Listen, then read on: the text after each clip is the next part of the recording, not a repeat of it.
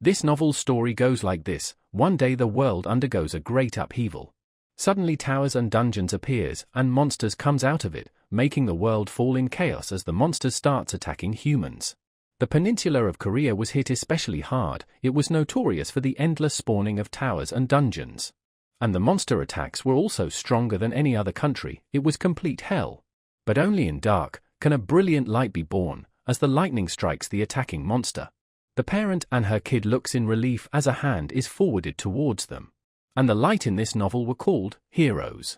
With their power, Korea started to fight back against the monsters, and the towers and dungeons were slowly brought under control.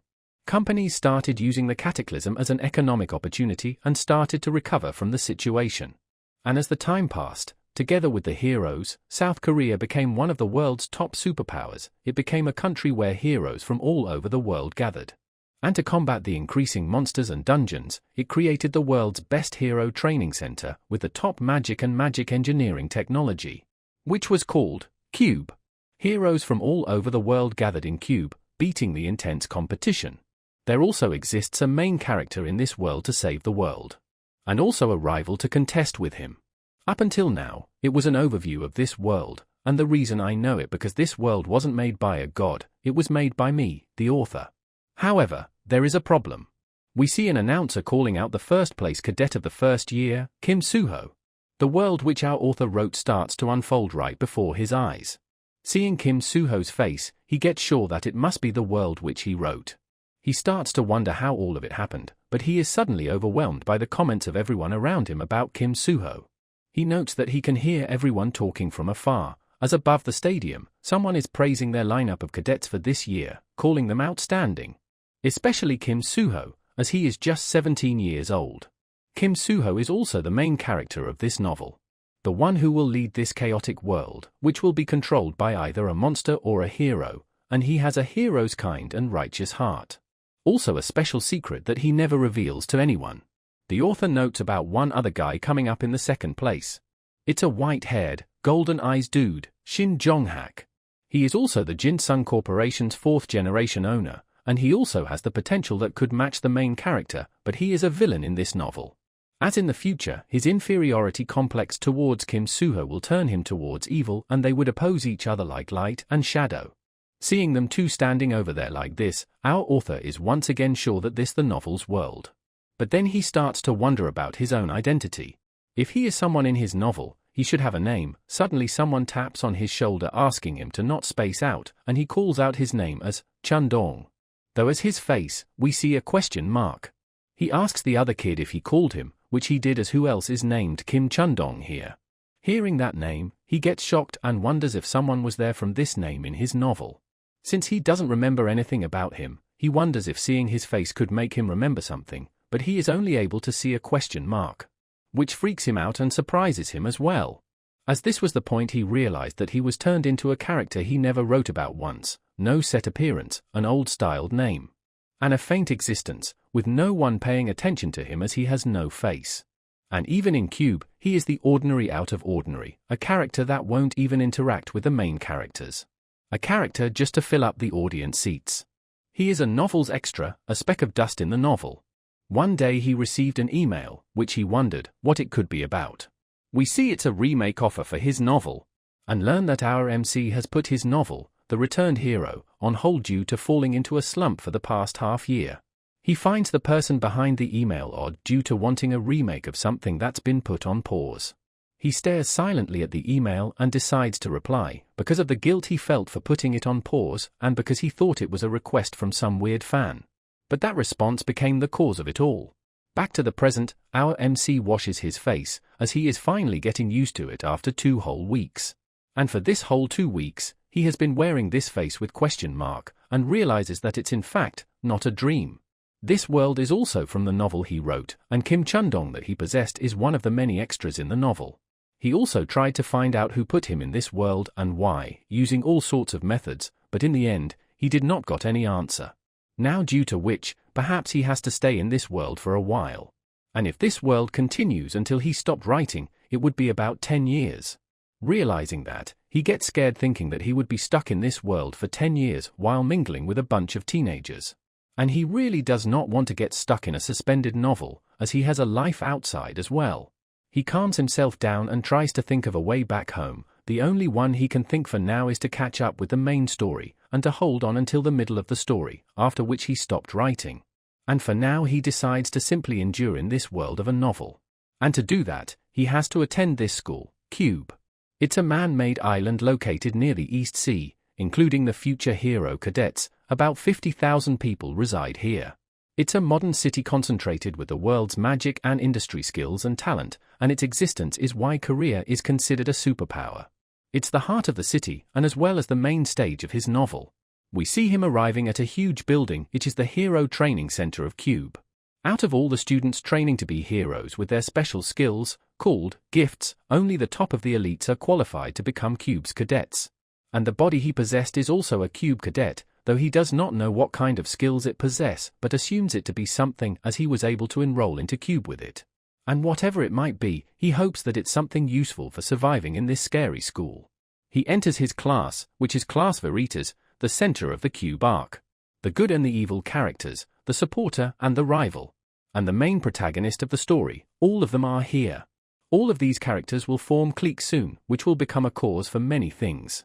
And to spend 10 years with these students, for him things are not looking good already. Now fast forward to evening, as he is walking towards his dormitory, without even knowing how his day went. And right as he is monologuing about his high school, he stops in the middle after noticing something. We see it's a delivery for him, which he starts to unbox. He wonders if it's Kim Chun-dong's personal stuff, and gets shocked upon seeing its content. It turns out to be his laptop from his old world. In shock, he wonders why is this here, and it starts to boot up. It initializes synchronization, and a bright light flashes from it. It's actually synchronizing Kim Chun-dong's character with Kim Ha-jin and downloads all the settings as well. He starts to remember that these are all the settings that he wrote. He tries to reach out to it, wondering who is doing all this, and suddenly an overlap over his character starts to appear. The synchronization gets to 99%, and the question mark on his face starts to break as well. His laptop also shows him that he has learned a unique authority, setting intervention. The glass hiding his face starts to break. And soon enough completely shatters, revealing the face of our MC. And as the synchronization completes, all of his stats gets resetted. He looks at his laptop screen, his real face. Seeing the notifications around him, he starts to wonder what is happening and wonders if it's enlightenment. It's an awakening that happens when you go beyond your limits, and it's called enlightenment in this world. And when it happens, all of your skills, gifts and abilities becomes digitized so you can see them and you can become much stronger in more efficient way. In simple words, it's a status window. He starts to look at them one by one, firstly synchronization and reset, which stands out the most to him.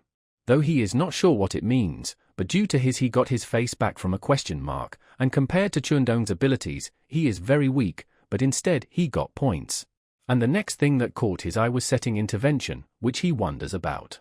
Ha-jin realizes that he does not remember writing any ability like that, and wonders what does gaining more importance mean here.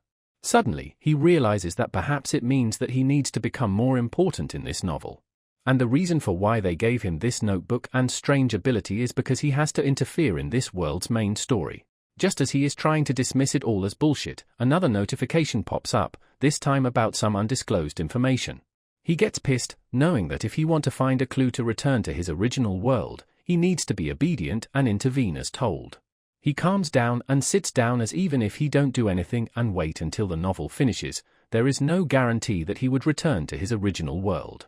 And even if the undisclosed information turns out to not be a clue, he might get a clue somewhere to escape while getting involved with the main characters.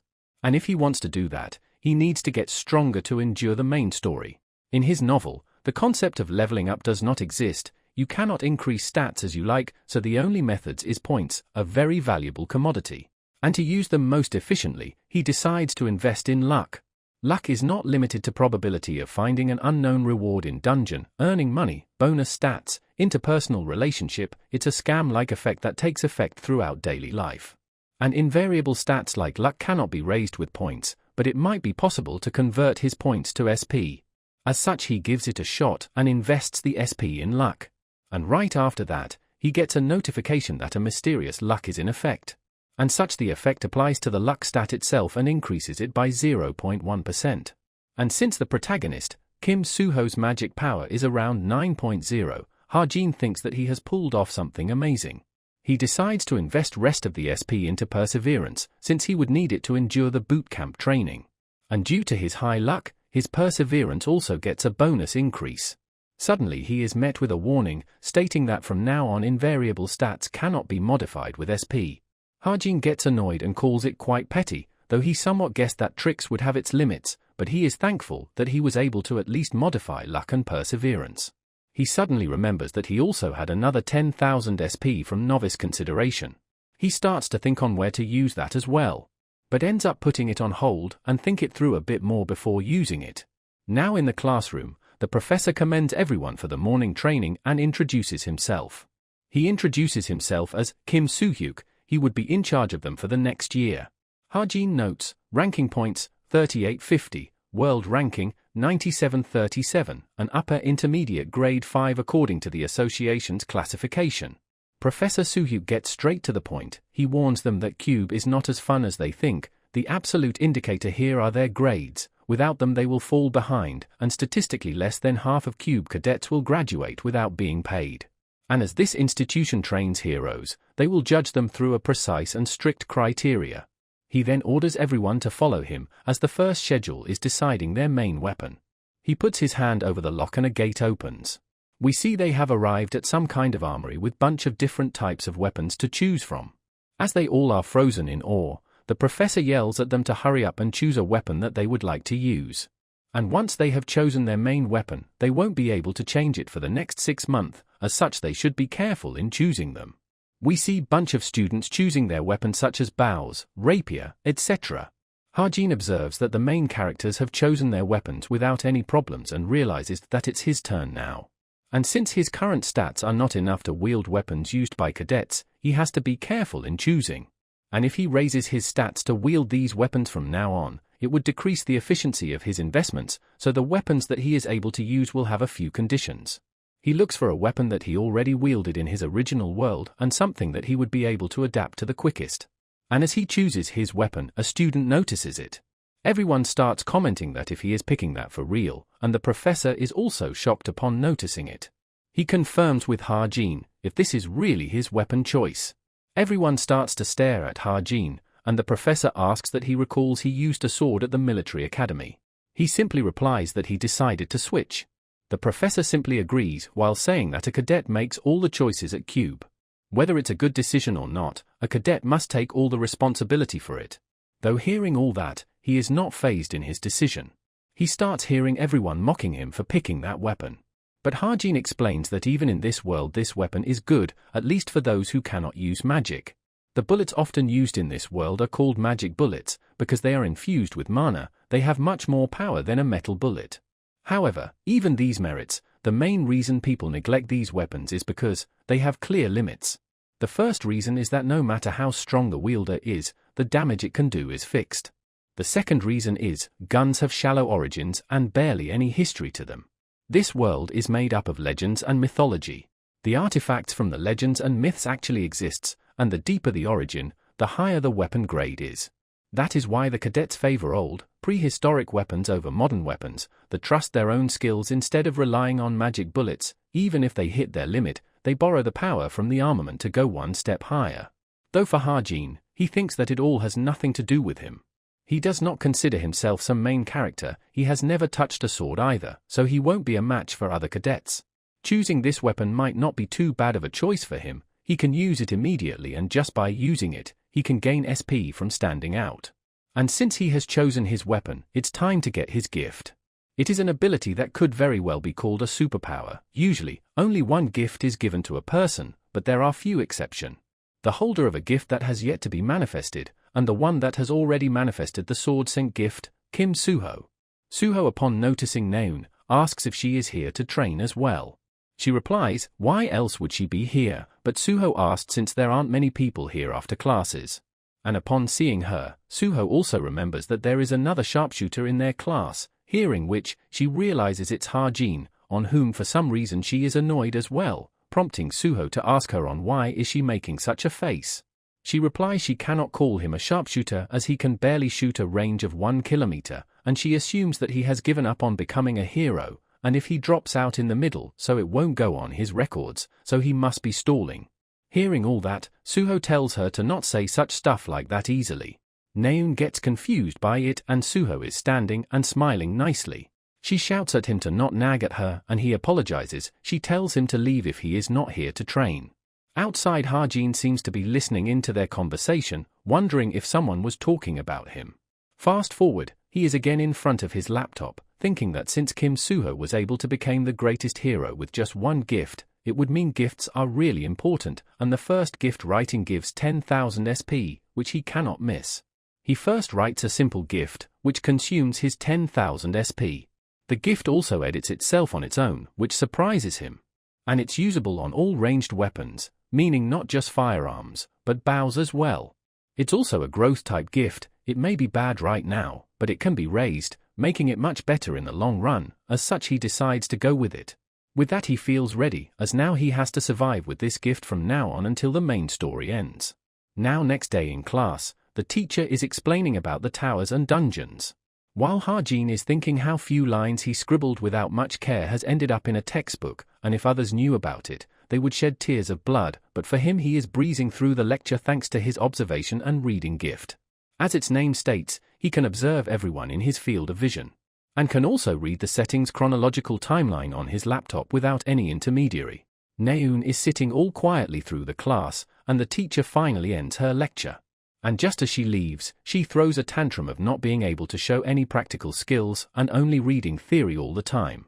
Suddenly a guy comes and tells the whole class to report to the plaza in 20 minutes. Hearing that, she gets excited, unlike some students. The student also informs them that it's for practical training, annoying Harjin.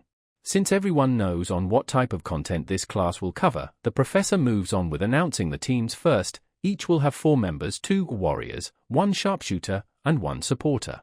Unless there are special circumstances, these will be the team until the mid-semester exam. The teams also have been mixed with high and low-ranking cadets, so that there will be no issues, and he finally tells them to find their teammates. Seeing his teammate, Harjin is in shock, thinking that there is no way he can be on team with that person. We see he is in the same team as Yeonya. Everything is as per the novel. There are numerous lead roles that exist to interact and clash with the protagonist to lead the story along.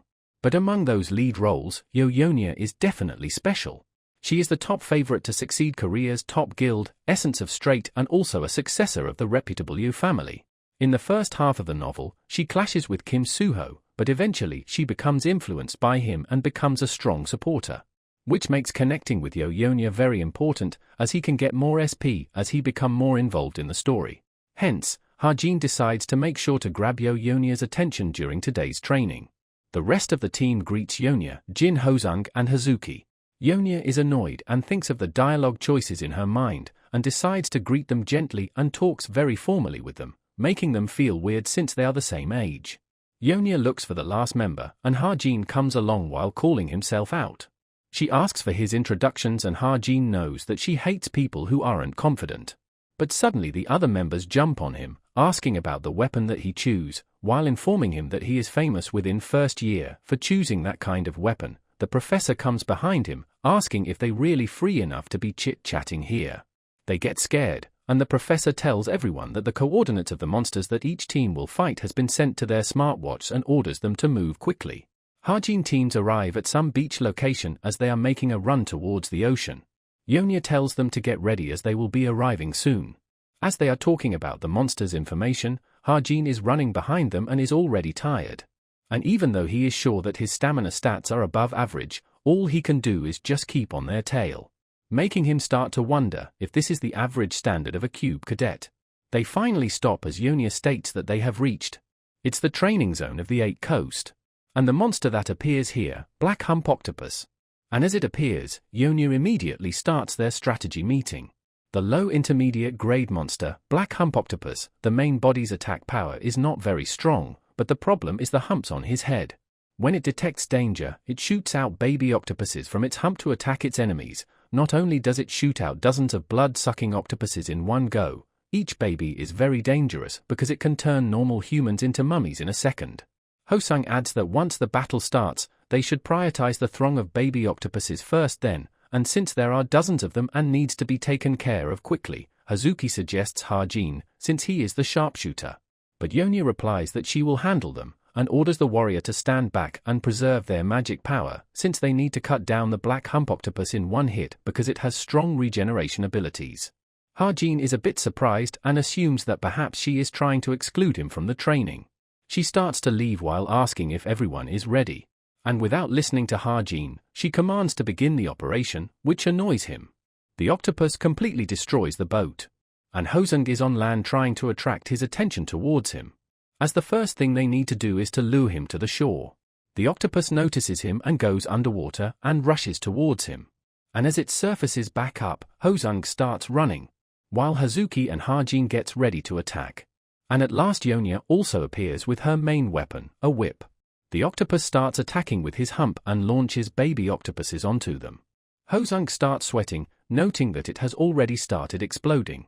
We see all the baby octopuses are coming right towards him as he is trying to run away. Suddenly Yonha appears and takes care of all the baby octopuses. Seeing the power of Yonya, who is ranked 7th in cube, Hosung is left in awe. He thanks her and immediately runs away, leaving her on her own to defend. As Yonya starts using her whip again, the octopus gets agitated and attacks her. But she dodges and jumps up in the air, but gets attacked by a baby octopus in midair. Hazuki shouts at her to watch out, but she is late to notice as the monster gets too close. But Hajin shoots the monster and saves Yonya from it. She is surprised that the one who saved her is none other than Kim Hajin. SP can be exchanged for stat points, and increases when Hajin's importance rises. But for extra like himself, it's difficult to attract much attention from the start. Hence, the only other option he has left is to intervene in the protagonist's stories. Just like he did right now by saving Yonya, as it made other members of his team shocked as well. Yonya tries to lash out at him about her order to stay back, but is cut short as the octopus launches his attack once again. We see tons of baby octopuses coming for them again, and Yonya gets nervous seeing them. Hajin tries to calmly assess the situation, counting their number to be only in tens, and since they have low intelligence, he can clearly see their attack paths. Hence the point at which he can perform the best is right now. He starts using his gift, Bullet Time. It's a gift that he created. When used, it slows time for 3 seconds. Meaning for 3 seconds, he can clearly see all of their movements. After that, it's as simple as to shoot these baby octopuses. We see the countdown going off quickly as Hajin keeps on shooting as well. And finally, as the countdown ends, all while Yonya is looking back towards Hajin, all the baby octopuses are defeated. She is quite shocked, and the hump of the octopus is exposed. She quickly makes use of this opportunity and grabs it using her whip while telling everyone to attack. Both Hazuki and Hosung jumps over to attack and uses magic liberation. And as Hajin is defending Yonya, both Hazuki and Hosung lands a powerful blow to the octopus. The octopus finally falls down after that attack and Hajin asks if it's finally over. Yonya silently glares back at him, and Hajin lays on the ground, claiming to be all exhausted. Their clear time starts getting calculated, and it is 58 minutes and 58 seconds, ranking them on the 16th place. Seeing their team's ranking, Yonya is quite shocked. Their battle was also recorded on a video through a drone, and the footage will be sent to their smart watches so they can analyze them on their own. Fast forward, and she is quite disappointed by her ranking, even though she knows that everyone will be graded individually. She is also jealous of the fact that Chai Naeun has scored higher than her, which is rank 4 out of 100. While staring at Shin, she thinks that she wanted to make sure and split up Chai Naeun's family right from the start, but if this is all she could manage, how can she even imagine winning? She observes that Shin is staring at Naeun while smiling. Seeing this, she gets pissed and slams on her desk, and gets up while approaching Naeun's desk. But suddenly she hugs her from behind with excitement, a stark change in her emotion. She asks him about her battle and Naeun replies that they are only in 4th place, unfortunately, and flips the same question to Yonya, who hesitantly tells her that she got 16th place. But Naeun is surprised to hear that since they had a gunman, and she points towards Hajin while saying that it would have been their good luck if that didn't slow them down. But Yonya's opinion is different. She thinks that while it's true they wasted 50 minutes on a route that should have taken 10 minutes to travel due to him, but on the contrary, he pulled more than his weight during the monster battle that followed. The dozens of baby octopuses that monsters shot out were destroyed before they could even reach the ground, which makes her doubt if something like that is possible with regular magic bullets. She starts to get curious about him and wonders, just who is he? Now at the training room, he checks up his alarms to see how much he has ranked up. We see many of his stats increase, especially due to his luck. And as expected by him, his luck was in effect during the training session today, and his SP also increased quite a bit. It was quite worthwhile for him getting himself involved with Yo-Unia. The stats also increased quite a bit from exercise, and he is sure that this is all thanks to his enlightenment and luck. He decides to head back since he has upped his stats and have exercised enough for today. Now at dormitory, in Yo-Unia's room. She is seen analyzing their training session from the morning, specifically Ha-Jin. She notices that in 2.78 seconds, he shot 60 bullets with his weapon within that time, which makes her wonder if it's even possible to pull the trigger 20 times within a second, or did his weapon have a continuous trigger button? His reflexes are certainly extraordinary, but his health is strangely lower than other cadets, and to change his weapon so suddenly, there are too many strange occurrences here, not to mention she does not remember seeing him at the Agent Military Academy. Suddenly she gets a text from Shin, asking her on what is she up to. She blushes and smiles upon seeing it and replies that she is analyzing the video, making Shin think that she is doing something annoying again. She texts him that if he is going to take over the guild, he should hurry up and analyze people as well. He replies that are there even people on her team? He thought they were all trash, but suddenly he asks about Ha-Jin. She smiles and thinks that Shin pretends to be disinterested, but in the end he was curious after all, calling this part really cute. She tells him that he seemed like someone who could pull his own weight, suitable enough for rank 934. Shin says that perhaps he got lucky. Hearing this, Unia goes silent for a bit and thinks, he just got lucky, in a doubtful tone. Now at Creator's Sacred Grace, Guild Building. A guy informs the vice captain that the guild observation was scheduled on the Friday 2 weeks over. She doesn't pay much attention and tells him to take a look at something, excitedly. We see she was looking at Kim Suho, calling him really amazing, and she is introduced as Yoon Sung-ah, Creator's Sacred Grace's vice captain, rank 307.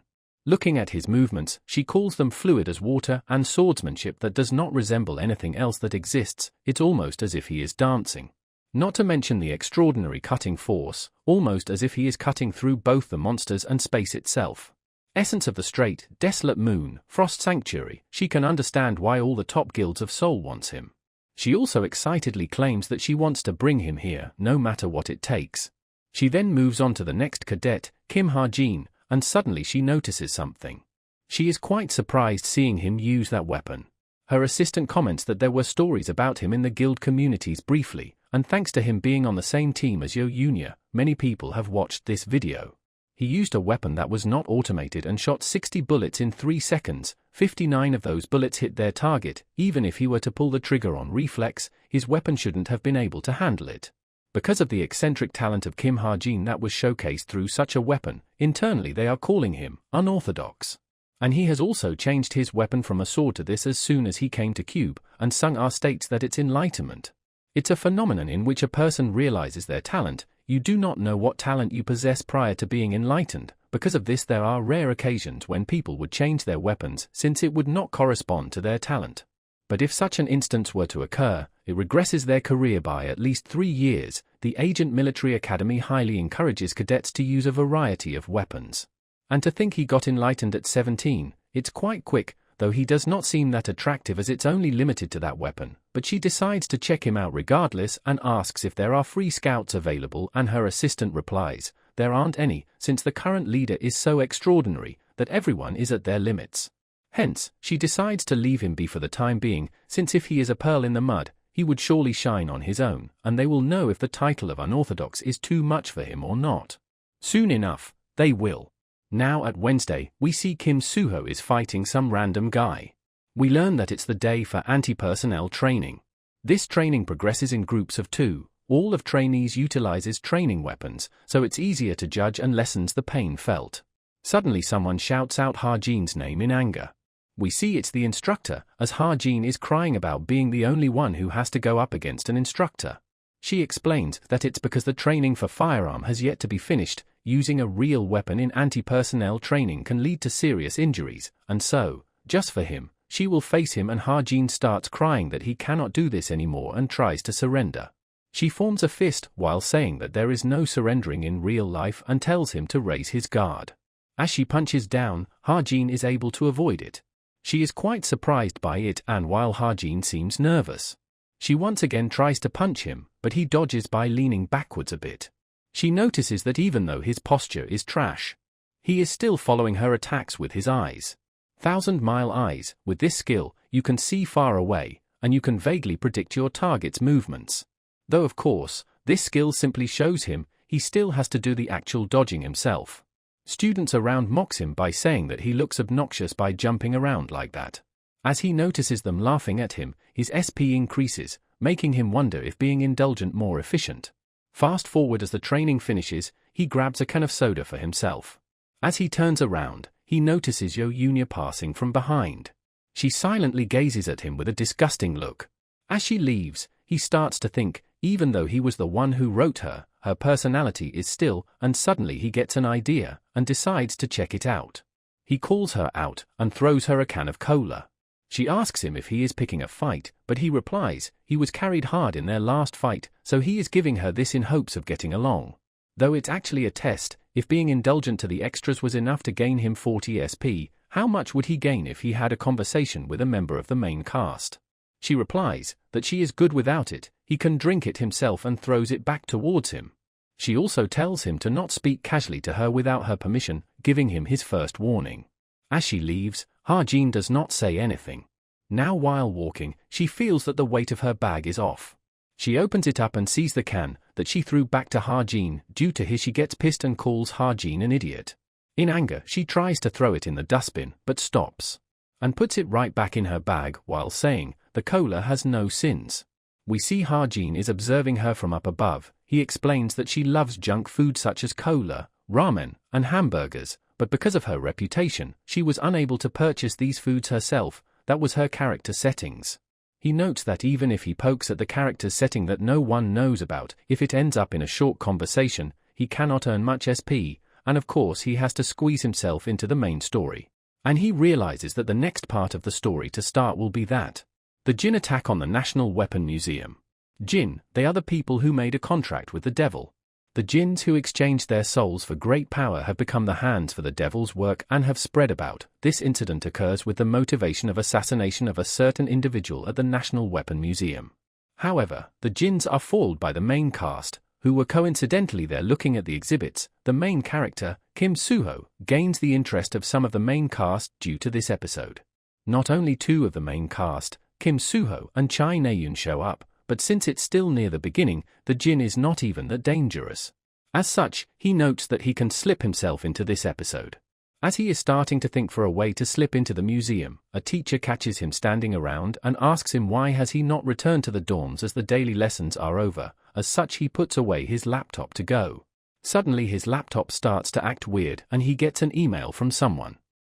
A club at Cube is for extracurricular activities within the academy. It can be thought of as a gathering where cadets would organize independent activities.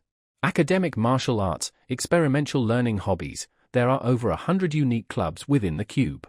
And the club activities don't just provide a place of self-development, but also a place where cadets can interact with each other. And the club that Ha-jin is going to be joining is here.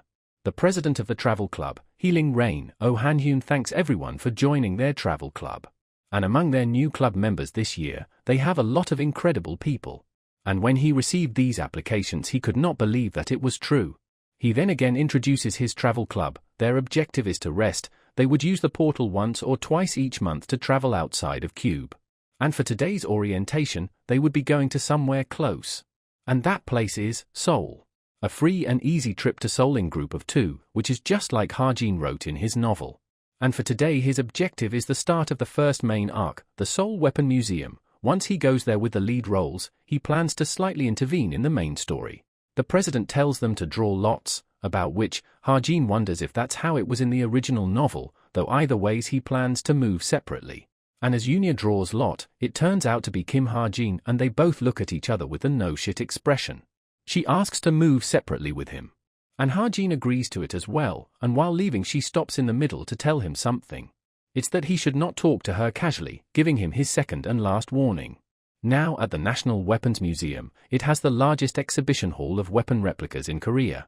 As Ha-jin is moving around, he notices Chai Na-eun drooling over a bow. And with that, he remembers that Kim Soo-ho should be around there as well. He approaches Soo-ho and asks if he was looking at the seven-branched sword, and he replies, yeah, and Ha-jin introduces himself. Soo-ho replies that his name slipped his mind and remembers him for his unusual weapon. Ha-jin remembers that Soo-ho is strong, handsome and has a sense of justice, and he got cussed by his readers because Soo-ho was not a realistic protagonist.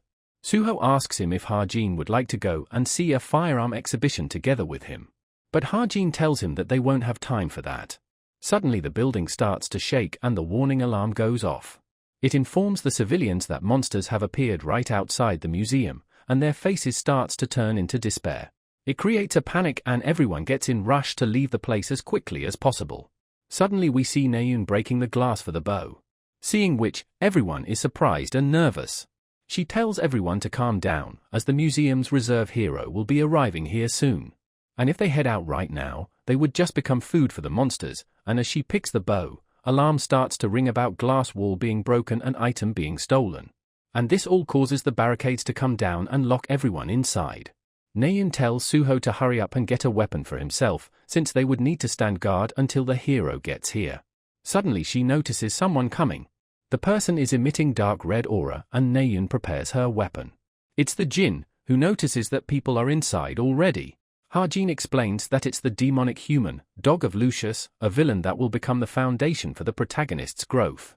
It draws its claws and rushes towards Na-eun to attack. Right as he is about to make his attack, Soo-ho tries to attack him from behind. Ha-jin simply observes while thinking that just like in the original story, Kim Soo-ho will take him down with ease. But something opposite happens, and we see Soo-ho being blasted to the wall by the Jin. And as Soo-ho falls down, Ha-jin is utterly shocked as he tries to process what just happened. Ha-jin notes that something is off, as the story he wrote didn't go like this. At the start, they get pushed back slightly, but then it turns to a battle where Kim Soo-ho reveals his power and overpowers the enemies, and Na-eun tries to call out to Soo-ho with a trembling voice. But he is lying on the ground and spitting blood. Ha-jin asks if he is alright, but he is unable to even stand up properly. Ha-jin notes that his condition is not very good and he would need time to recover, but the Jin arrives and plans to attack them again. Na-eun notices and shoots some arrows towards him. But even after getting hit by them, he simply smiles. She tries to shoot more, but the same thing happens again. She gets scared seeing it not doing any damage and notes that it's not any special ability or healing. He is simply standing against these consecutive shots through his grits alone. He gives off an evil grin and Ha-jin realizes and tries to warn Na-eun as the Jin rushes towards her to attack. As his claws are about to reach his face, Soo-ho arrives and kicks the Jin away. He asks her if she is alright and she asks the same thing to him. Suddenly they get attacked by its long whips and Soo-ho's attack is blocked by it as well. Soo-ho notices that the Jin's body has changed its shape. He tries to hold it against him, but the Jin overpowers him and slams him in the ground. As he is struggling against the attack, Na-eun attacks the Jin from behind. The Jin looks back towards her with anger, and suddenly attacks her from his back with his energy whips. She is unable to react in time or dodge and gets smashed onto the wall behind. Ha-jin notices the dire situation and that if it goes on like this, someone will die, and he shouts at everyone to get away. Even though he wrote this novel, he is confused as to why is the content different to what he knows. He takes out his laptop and calms himself down and also a bullet from his magazine to try and do what he can. He notes that he cannot make even a scratch on the Jin using these bullets. It'd be impossible to deal fatal damage even if he increases the destructive power. However, as long as they are in the world of his novel, the big setting should not have changed, and in that case, we see the settings of Mana Bullet gets altered. He changes the destructive power and its attribute at the cost of 104 SP and saves it. He explains the reason why this world needs many heroes, attributes and synastry, overcomes the difference in power and allows individuals to display a greater strength. He aims his weapon at the Jin, knowing that he is of dark attribute. He shouts at Kim Soo-ho while aiming his weapon, as the thing that exhausts darkness is without a doubt light. He starts shooting his weapon while telling him to move, his bullet which have been converted into a white light bullet. Soo-ho moves away and the bullet hits right on the Jin's shoulder, causing an explosion of bright light. The Jin's whole arm gets blown off and he starts screaming in pain. His grip on Naeun also comes loose and she falls on the ground. Suho also starts to flare up his power and Hajin is on his knees as well, knowing that he has bought enough time. We see Suho is engulfed in bright mana, so is his sword. The Jin gets scared and nervous upon seeing his power. The sword saint's magic power can cut through all things. Suho launches his attack, a powerful cut which splits the Jin in half. He starts screaming in pain and finally falls down, ending the battle. We see both Suho and Naeun panting from exhaustion. Suho comes to Naeun and asks if she is okay, but she slaps his hand away from herself. He silently stares at her and Hajin tells him to leave her alone, and he is sure that her brother will come and console her, while thinking at least that is what happened in the novel.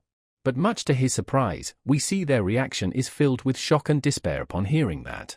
Naeun asks Hajin, on what did he just said, and suddenly she starts vomiting. Now switching scenes, we see few monsters running around outside and a beam of light comes from the sky and pierces those monsters, killing them. We see it's Yoon Sung-ah, who has taken care of all of them. One of the paramedics informs her that the situation outside the museum has been settled. She gets relieved hearing that and asks about the situation inside the museum. He informs her that a Jin appeared but was immediately taken down, and there just happened to be 3 cube cadets there.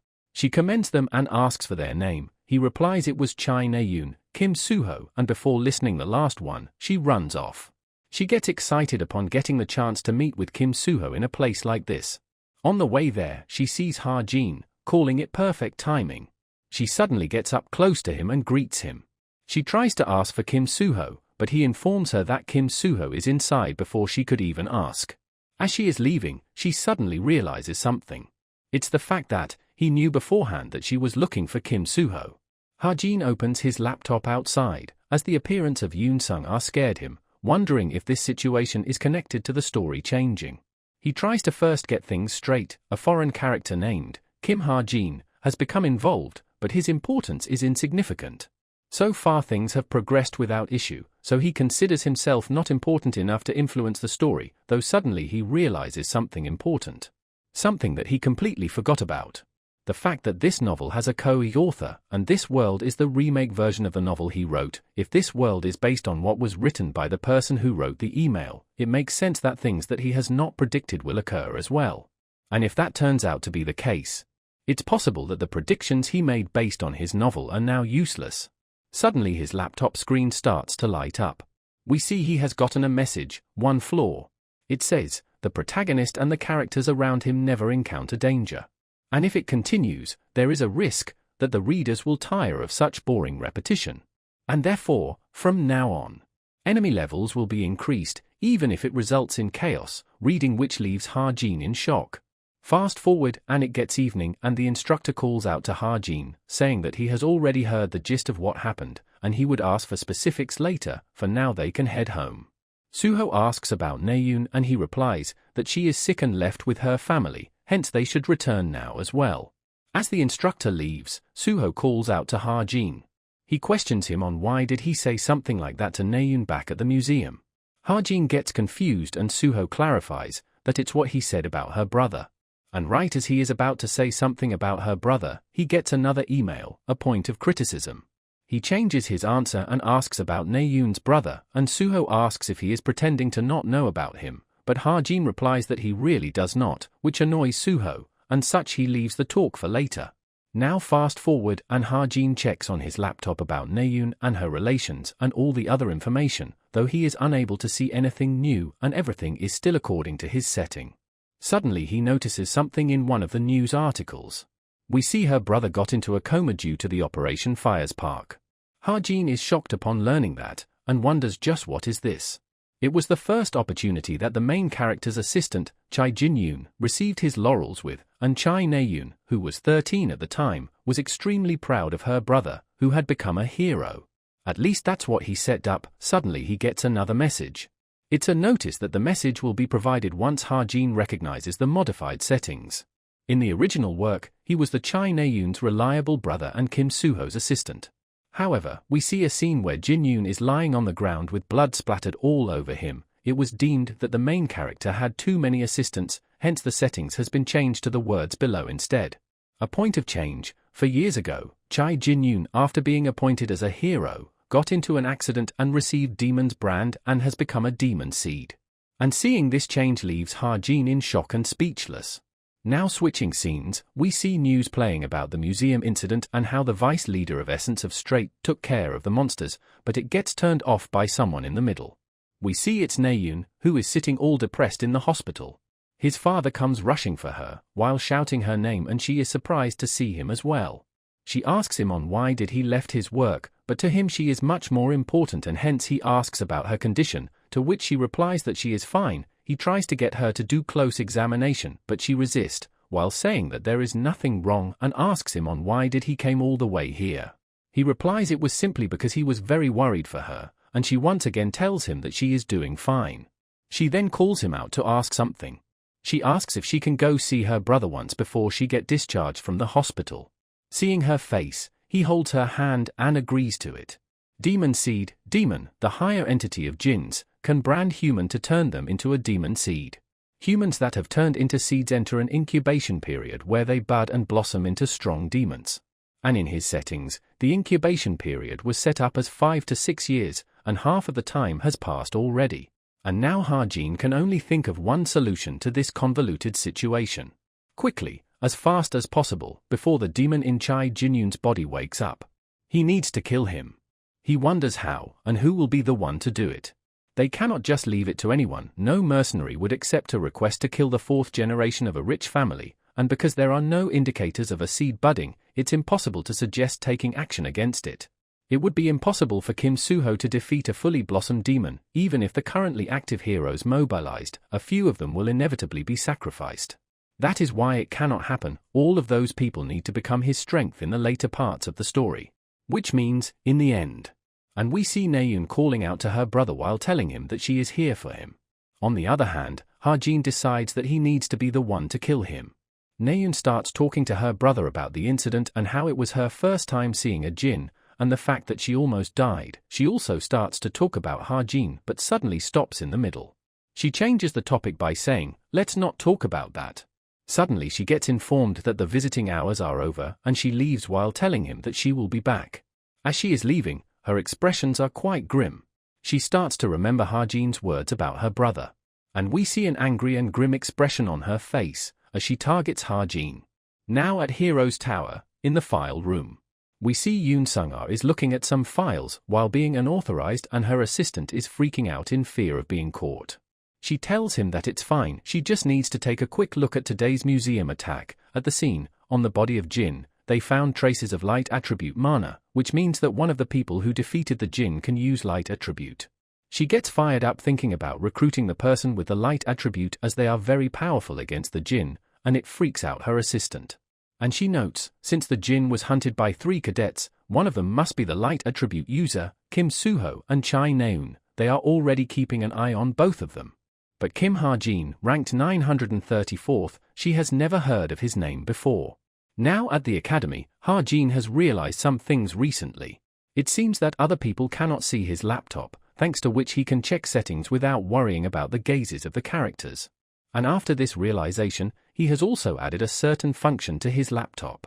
That is the function in which he gets a notification if a setting different from his novel occurs within 30 m from him.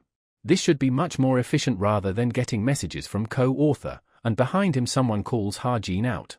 We see it's Naeun, who is quite pissed and asks Ha-jin to spar with her. At first he does not answer, and then rejects her proposal, but she tries to rile him up asking if he is chickening out after saying that about someone's family.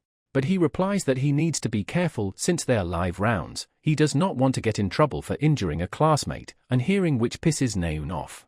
The instructor comes and asks them on what are they doing. She tells Naeun to back off since Ha-jin does not have a training weapon yet, which she annoyingly does so. As she is walking away, Ha-jin thinks that he does not need to apologize to her yet.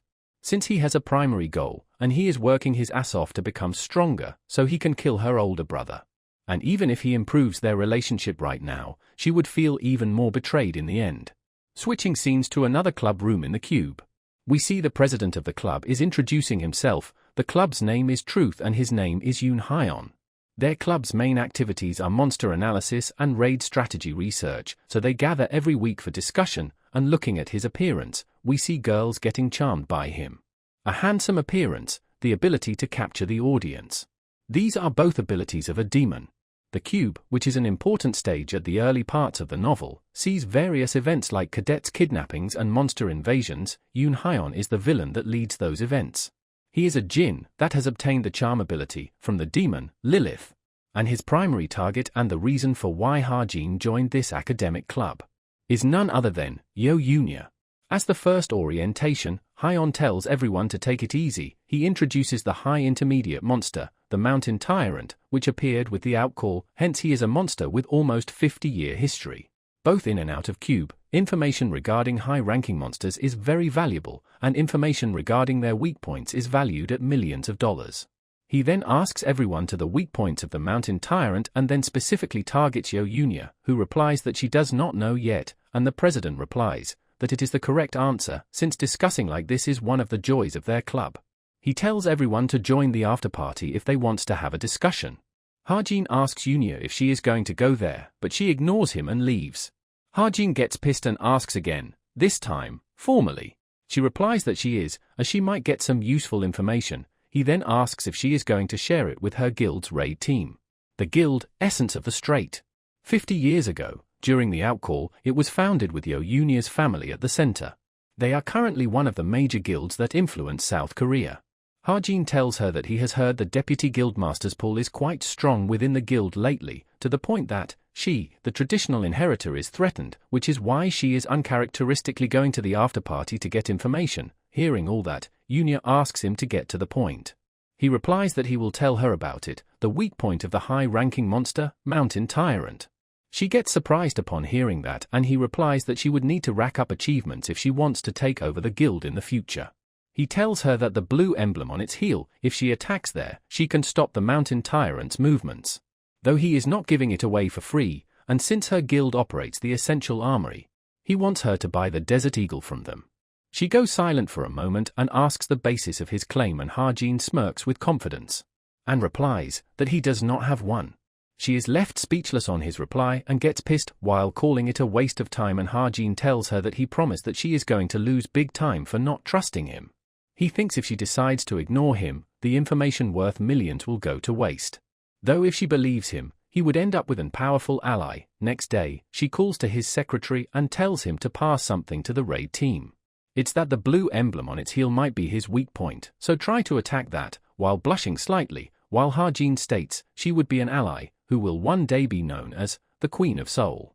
Now back to Ha-jin, we see he has a loan notice on his name for 300,000 won. Seeing which he gets utterly shocked and is left speechless. He realizes that Kim Chun-dong took out a loan of 300 millions, which is the most amount a cadet can take as a loan. He starts to wonder, just what the hell was he doing?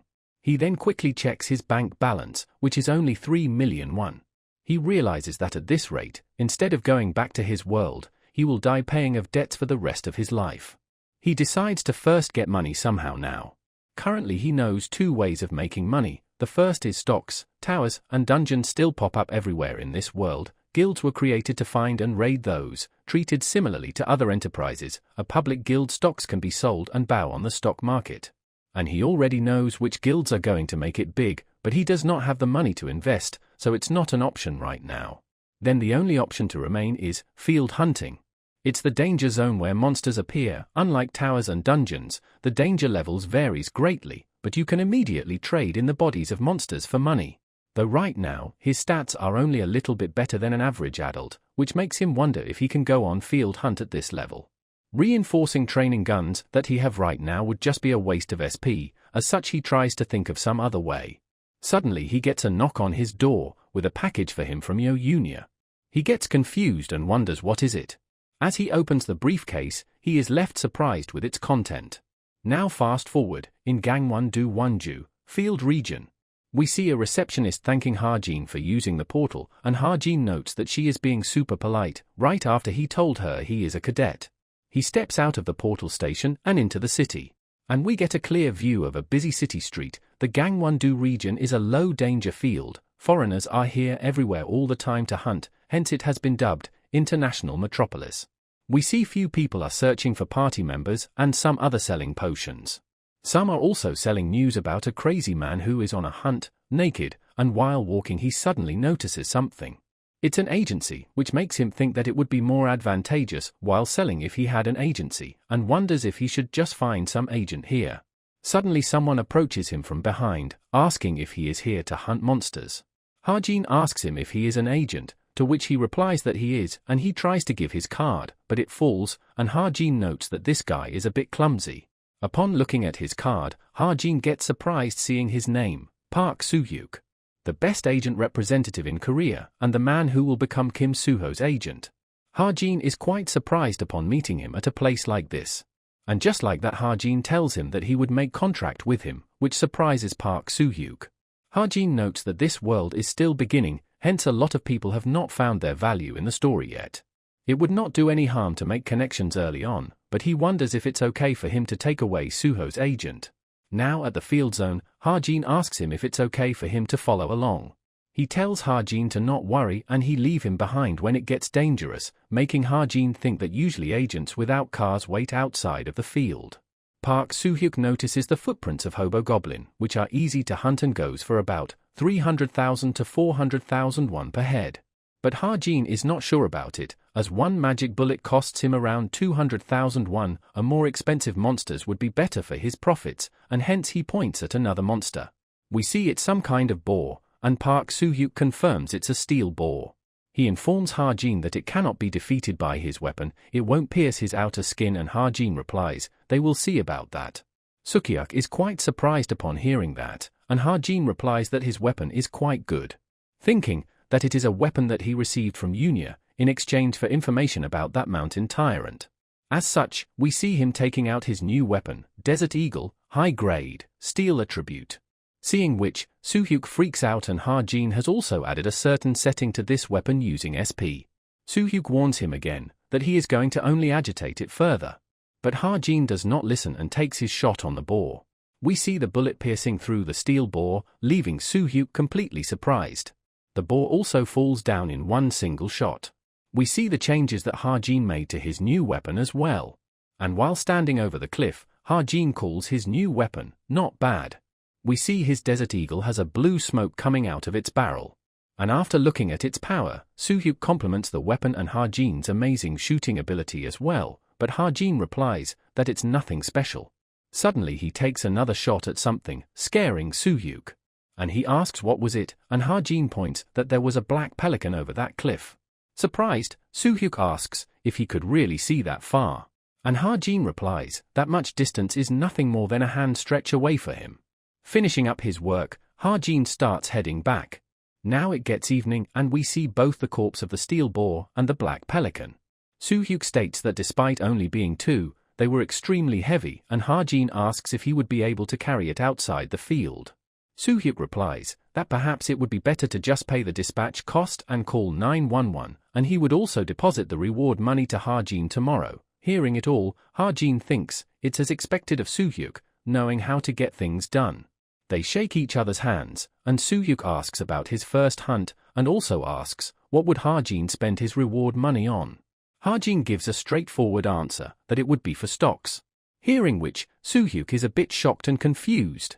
New guild, Packhorse Masters, with the setting that a demonic human has founded it. It is a guild that is treated with importance in the novel. But it's not the area that he should be focusing on right now, but rather the dungeon that this guild has raided. The Suan Demon Den, that the Packhorse Masters cleared. After this raid, their stock will increase by 1000%.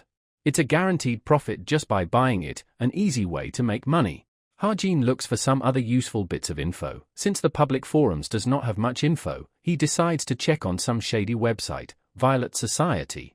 And from shady, he gets reminded of something. The Chameleon Troupe, the main villains in the latter half of the story. As the name suggests, all of the members' identities in the crime organization are concealed, and the only person who have information about their location and activities is the author, Ha-jin himself. Ha-jin thinks that since they hate demonic humans despite being a criminal organization, perhaps their leader can help him kill Chai Jin-yoon. According to the story, one of their spots is vacant for now, so they should be making their move soon. Suddenly his laptop turns off, and he wonders what is happening. He gets scared thinking that he lost his only chance of going back to his old world. But it turns back on, and he gets relieved again. It shows a notification that 1 month has passed and starts updating his laptop's features. Now we switch scenes to a restaurant, and people there are charmed upon seeing someone. We see it's Yunya and Shin, and looking at whom people wonders if they are celebrities. Shin is annoyed about this noble society gathering and wonders when it would stop happening, but Yunya tells him to just bear with it, as it is not a bad thing to make connections with the leaders of the society. Yunya asks about his grade, and he simply replies it's fine, and as Yunya tries to rile him up about getting the top spot, he cuts her off, saying that it's fine. Hearing his response, she also simply replies with an okay. The door opens and we see Chai Naeun arrives. As Yunya is about to call her over, Shin excitedly gets up upon seeing her. He goes running towards her asking since when did she started to come to this gathering, and she replies she would have skipped if she knew he is also here. He asks about her condition and she replies that it was not much and tells him to stop overreacting on it. Hearing them talk, we see Yunya gets angry. Suddenly she asks them if they know Ha-jin, which surprises Yunya. Yunya asks her on why is she asking, and she replies, during the museum incident, she was with him and Kim Suho. The demonic human was stronger than they thought, and they were fighting it. And Ha-jin was able to damage the jinn. Calling it unbelievable that he shot his arm of a demonic human with a weapon like that, and calls him suspicious due to it. She directs the question to Yunya as she was in the same team as him, and she gets surprised by it. Yunya has already investigated him before and knows about his debt and him being an orphan, other than that everything else is still a mystery, and he didn't told her anything, even when she asked, so they don't have any other choice but to keep investigating him, and there is a need to assess whether he is worth using or not. But he is not much anything, and from what she saw in the practical, she claims that he does not hold the power to destroy a demonic human's arm and wonders if he is hiding something. Naeun raises a question that perhaps he is a demonic human. But Yunya asks, if he was one, he wouldn't have attacked his own kind, but Naeun replies that he is hiding something for sure. Now back to Ha-jin, he wonders what is happening as the update reaches 99.99%. Suddenly his wrist starts to light up and he starts feeling pain. He notices something on his wrist and his vision starts getting blurry. The stigma is one of the creator's authorities and contains magic power, and large amount of information starts to crash into Ha-jin's head like a tsunami. Back to Shin, he slams his head on the table while asking them that if what they mean is they don't like him. Neither of them answers. We see Ha-jin is in extreme pain and starts falling down. Naeun again remembers what he said during the museum incident, and upon taking that into account, replies to Shin that he can say that. While Ha-jin is lying on the floor, unconscious and with a stigma on his wrist. We see the update contents, a low-grade gift, Book of Truth, and the gift of observation and reading gets strengthened. Fast forward, soon after the museum incident, Ha-jin, Kim Suho, and Chai Naeun, who fought the demonic human, were awarded the Exemplary Citizen Award for their feat. We see Ha-jin with a bandage on his wrist, and his wound is also still hurting from yesterday. He looks at his wrist and wonders what sort of ability is this, and besides him we see an annoyed person. It's Chai Naeun, who tells Ha-jin to shut up. But Ha-jin replies that he has not said anything, but Naeun still tells him to shut up regardless. He asks Naeun if she forgot, and she asks, forgot what, and Ha-jin replies that he has saved her.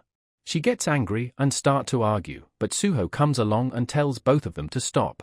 He asks Naeun to change seats with him, which she doesn't want to. But in the end, it's Kim Suho who sits beside Ha-jin. He pretends to cough and thanks Ha-jin for the museum incident, and Ha-jin wonders what is it about. Suho thanks him sincerely that they would have died if not for him. But Ha-jin replies that he believes they would have won without him as well. As without him, Kim Suho might have awakened an even stronger power. Because the main character always gets stronger in the face of danger and hardships. The announcer tells everyone to get ready, as that person is here. We see it's some old-looking dude, who is completely nonchalant and seemingly annoyed with this whole ordeal. He turns out to be a supreme hero, ranked 37th, Yo Se-hyuk, who finds all of this annoying. He is also called the Valhalla's Wolf, and his magic power is also huge as noticed by the crowd. The award ceremony begins and the recipients are called on the stage. Yo Se-hyuk is the one to give them awards, and the announcer gives a small speech about them defeating the demonic human and facing the danger as an exemplary citizen. Se-hyuk confirms Kim Suho's identity and tells him that he can see why those brats would want him, and Suho replies that he is flattered with such compliments. While giving him his award, he tells Suho to not ever join the association. It might be better choice to work as a hunter under vast plain, as heroes have tons of responsibilities and no fun. But Suho replies that he feels like he is fit for a hero. Hearing his response, Si-hyuk thinks of it as boring. Next he looks at Naeun and tells her that it's been a while. Naeun shouts and calls him master, and he cuts her off in the middle while saying, how can he be her master when she is an archer? Her father simply asked him to look out for her, which he has no interest in. Looking at Ha-jin, Si-hyuk asks him on who is he, and he introduces himself, and Si-hyuk simply hands him the award while saying, okay. It makes Ha-jin think that now he knows why indifference hurts more than hate, and this also marks the end of ceremony, and they ask Naeun to give a few words in speech. Fast forward, we see Ha-jin enjoying himself with a treat with the rewards that he received.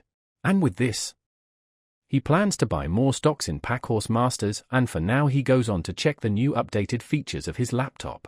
First up is stigma. It's the term for this wound on his arm. But the instructions were a bit vague for it. It says that he can use it however he wishes.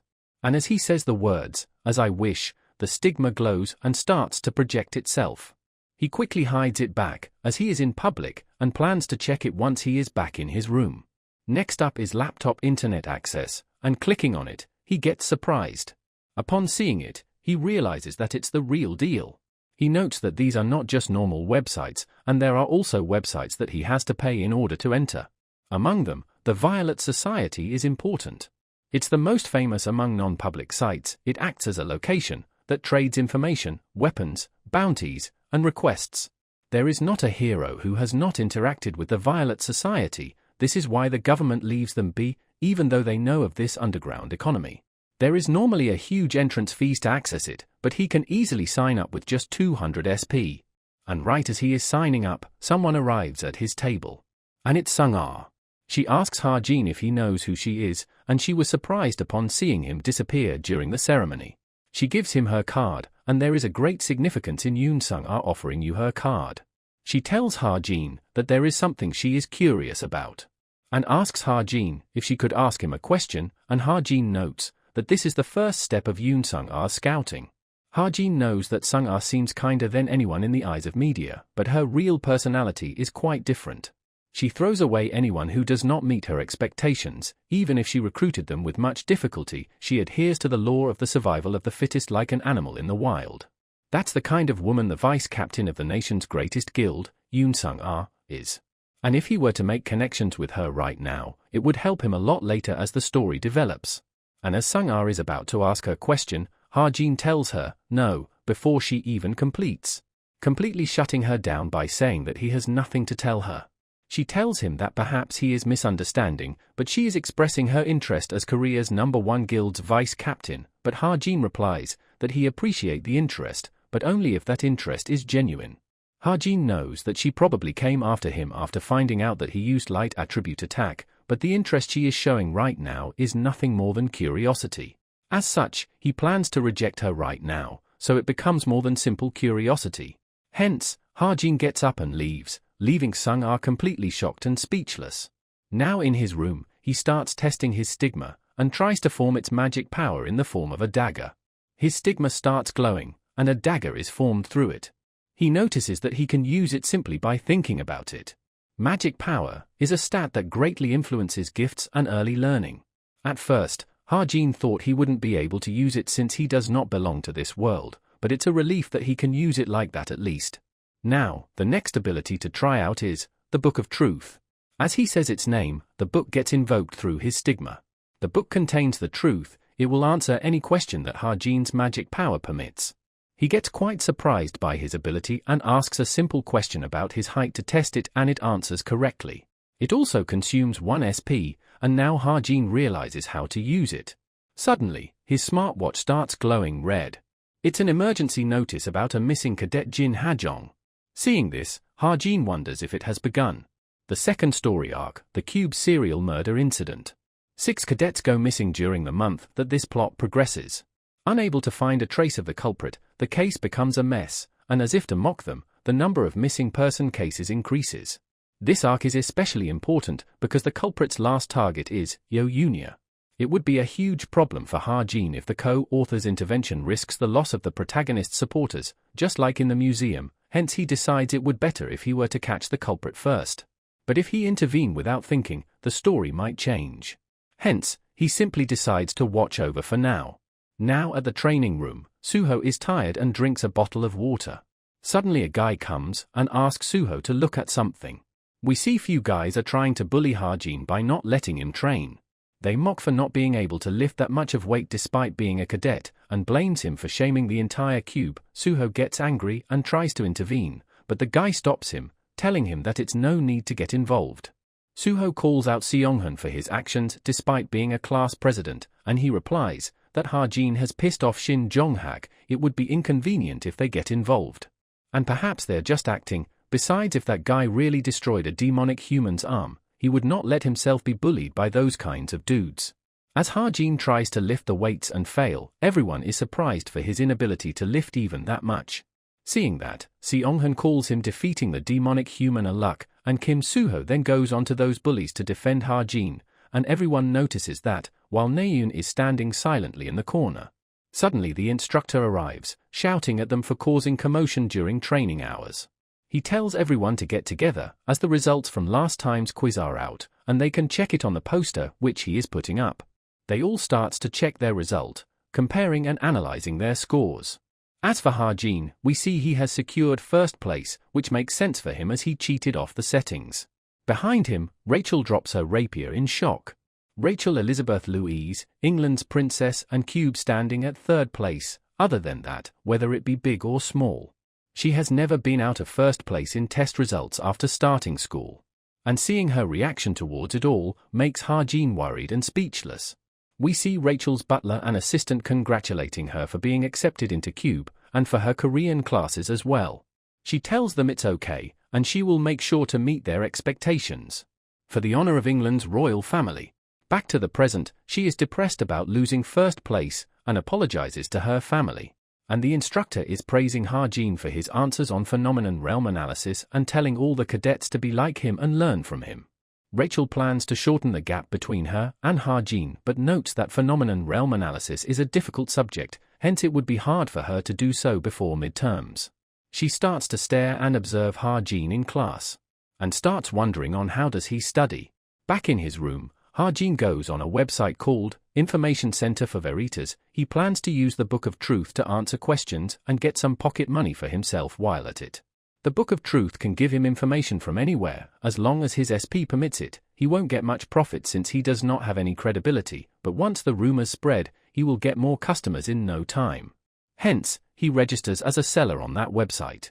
And next up, he plans to invest the SP he has been putting on hold.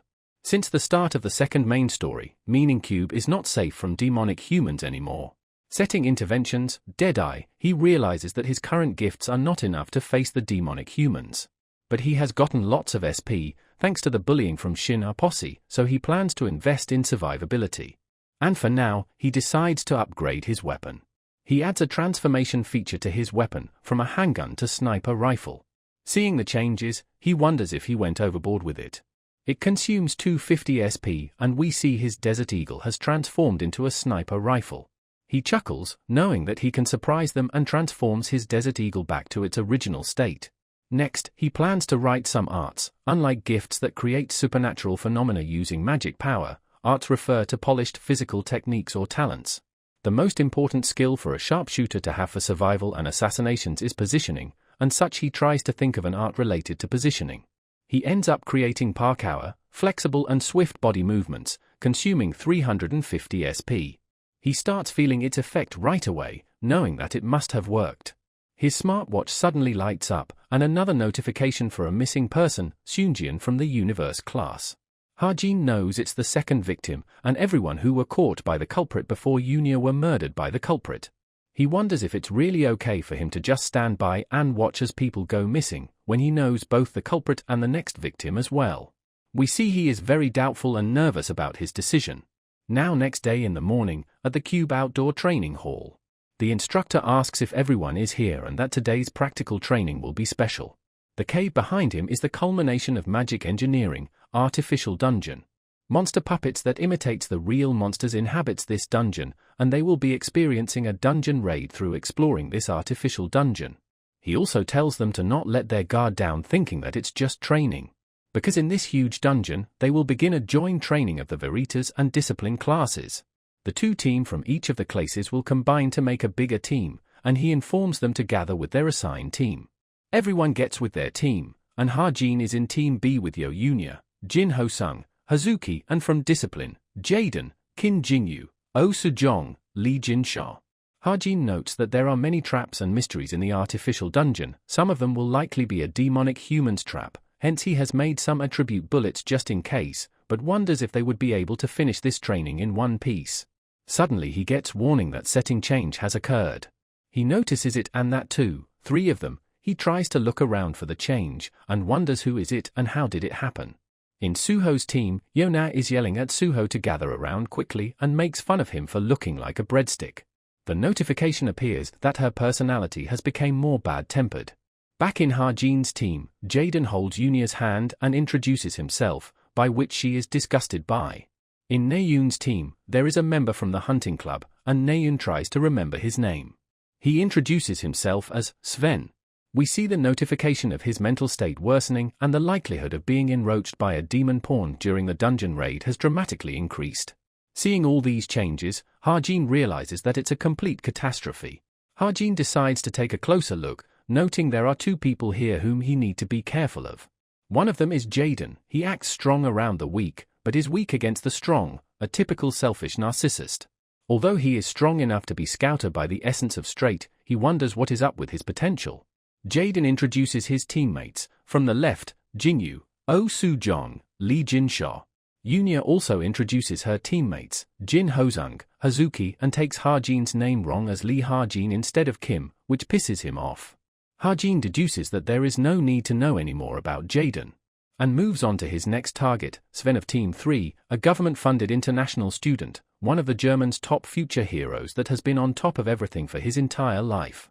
And one thing to note is, he likes Naeun. Just like the endless international students that enter the cube, Sven was one of that became a cube cadet with the dream of climbing to the top. However, the reality did not turn out as he wanted. And in the face of other monstrous cadets, he became nothing more than just another average cadet. It was the first time that he felt such inferiority and sense of defeat, along with the unstable nature of puberty. As a result, Sven ends up selling his soul to a demon to gain immense amount of power. Though it matches up with what he wrote about him, the problem is during the dungeon raid portion in the notification. His awakening has moved up, due to which Ha-jin hopes that it does not affect the story too much, and suddenly someone from behind him grabs his shoulder. It's Jaden, and he asks Ha-jin if he is sharpshooter and tells him to not let his guard down like this in the dungeon. Ha-jin tells him to get lost, and Jaden calls out his attitude while saying that the rumors about him seems to be true, which pisses Ha-jin off. Apparently, people's perception about Ha-jin has reached rock bottom, the reason being a certain rumor about him spread from the universe class. The gist is that Kim Ha-jin is using his position as cadet to blackmail others. He goes to Seoul every weekend to enjoy debauchery. And to him, it's obvious who spread that. Though Ha-jin wonders, why is nobody doing anything about it, as he thought they were a team. Now instructor tells them to enter in order, starting with Team 1, and Jaden tries to talk with Yunya about her getting first place in the supporter division. She replies that she has also heard rumors about him, and thinks that they have made mistakes when making these teams. Jaden, while pointing at Ha-jin, says that there is always someone weighing the team down when there is someone who carries the weight, which pisses Ha-jin off. Now their team enters the dungeon. They arrive at some place with multiple routes, and Jaden wonders if this is the first challenge. Yunya wonders which way they should go, and Jaden tries to get the sharpshooter of his team, Jinyu's suggestion. But Ha-jin speaks up before him, advising to go with number 6. Jaden gets angry and tries to refuse, but Yunya immediately accepts his suggestion. She compliments Ha-jin by saying, even though he looks stupid, he still got one hell of an eye. And Ha-jin thinks that it worked out for him due to Yunya. Now they can take the route where Naeun went. Because if Sven is really going to sign contract with a demonic human here, it would be difficult for Naeun to handle it alone, and if something were to happen to her, the story from there on out is going to be messed up. And he cannot let her die, and hence their team enters route number 6. Jaden is pissed on Harjin for his attitude and Harjin tells him to instead worry about the monsters in front of him. Jaden does not believe him, and asks what monsters is he even talking about, and Harjin asks if he cannot see it. A salamander is right in front of them, and he is sure it's a dungeon switch as well. Jinyu asks if she should shoot a light arrow and Yunia tells her to do so, and as the arrow reaches the dark depths of the dungeon, it reveals the low intermediate, grade 6 monster, salamander. Jaden is surprised, and tells everyone to get ready for battle and asks if anyone here can use water attribute. Harjin notes that it's not the time to use it yet, and hence they decide to go with the orthodox method and Yunia takes out her whip. She attacks the salamander who is preparing to launch a breath attack towards them. She uses her whip to close his mouth, and Hazuki along with Sujong attacks the salamander. And the salamander is defeated just like that. Harjin notes Yunia's whip is engulfed in electricity, and wonders if she has already reached the Eye of Enlightenment stage.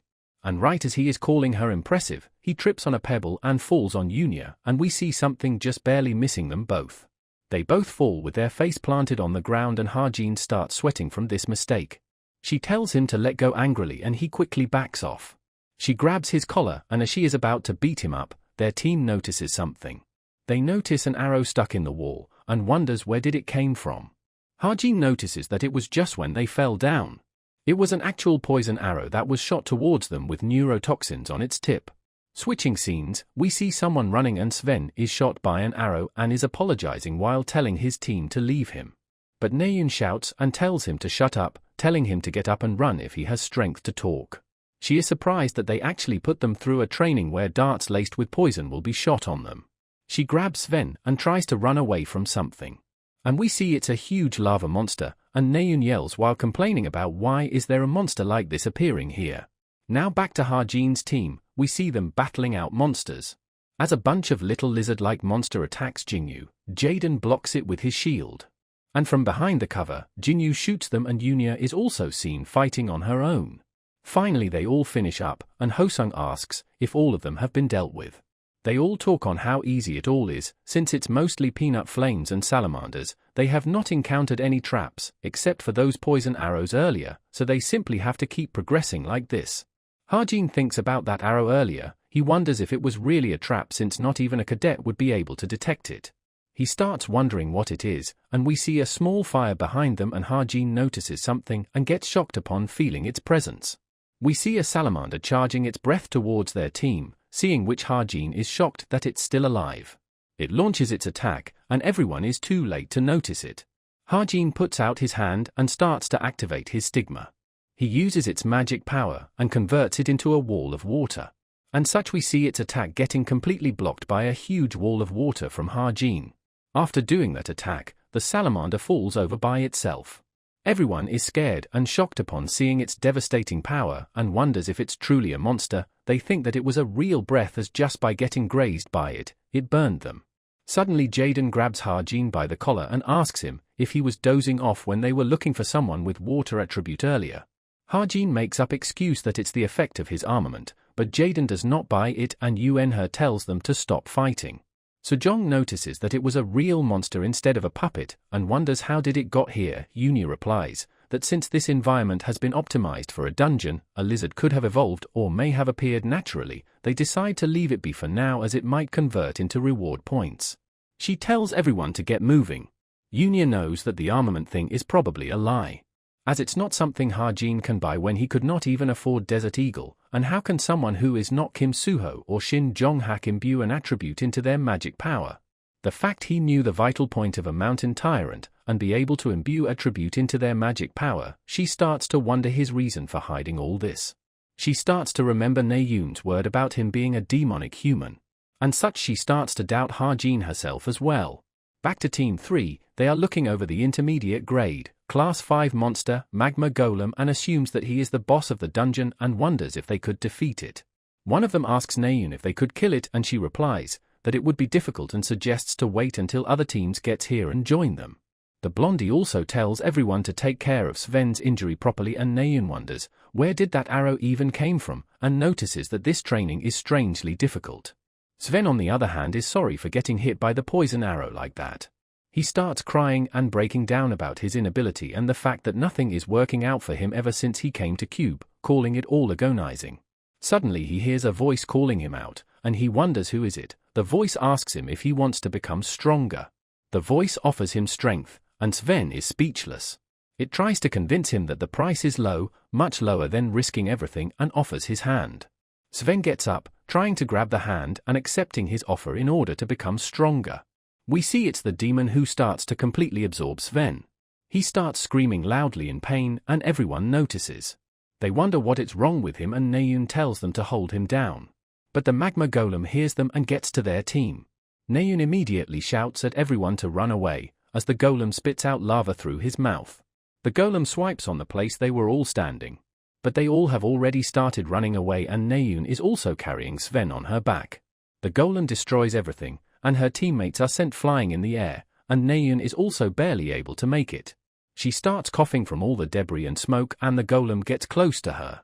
Seeing that, she gets convinced that there is no way it is a mere puppet.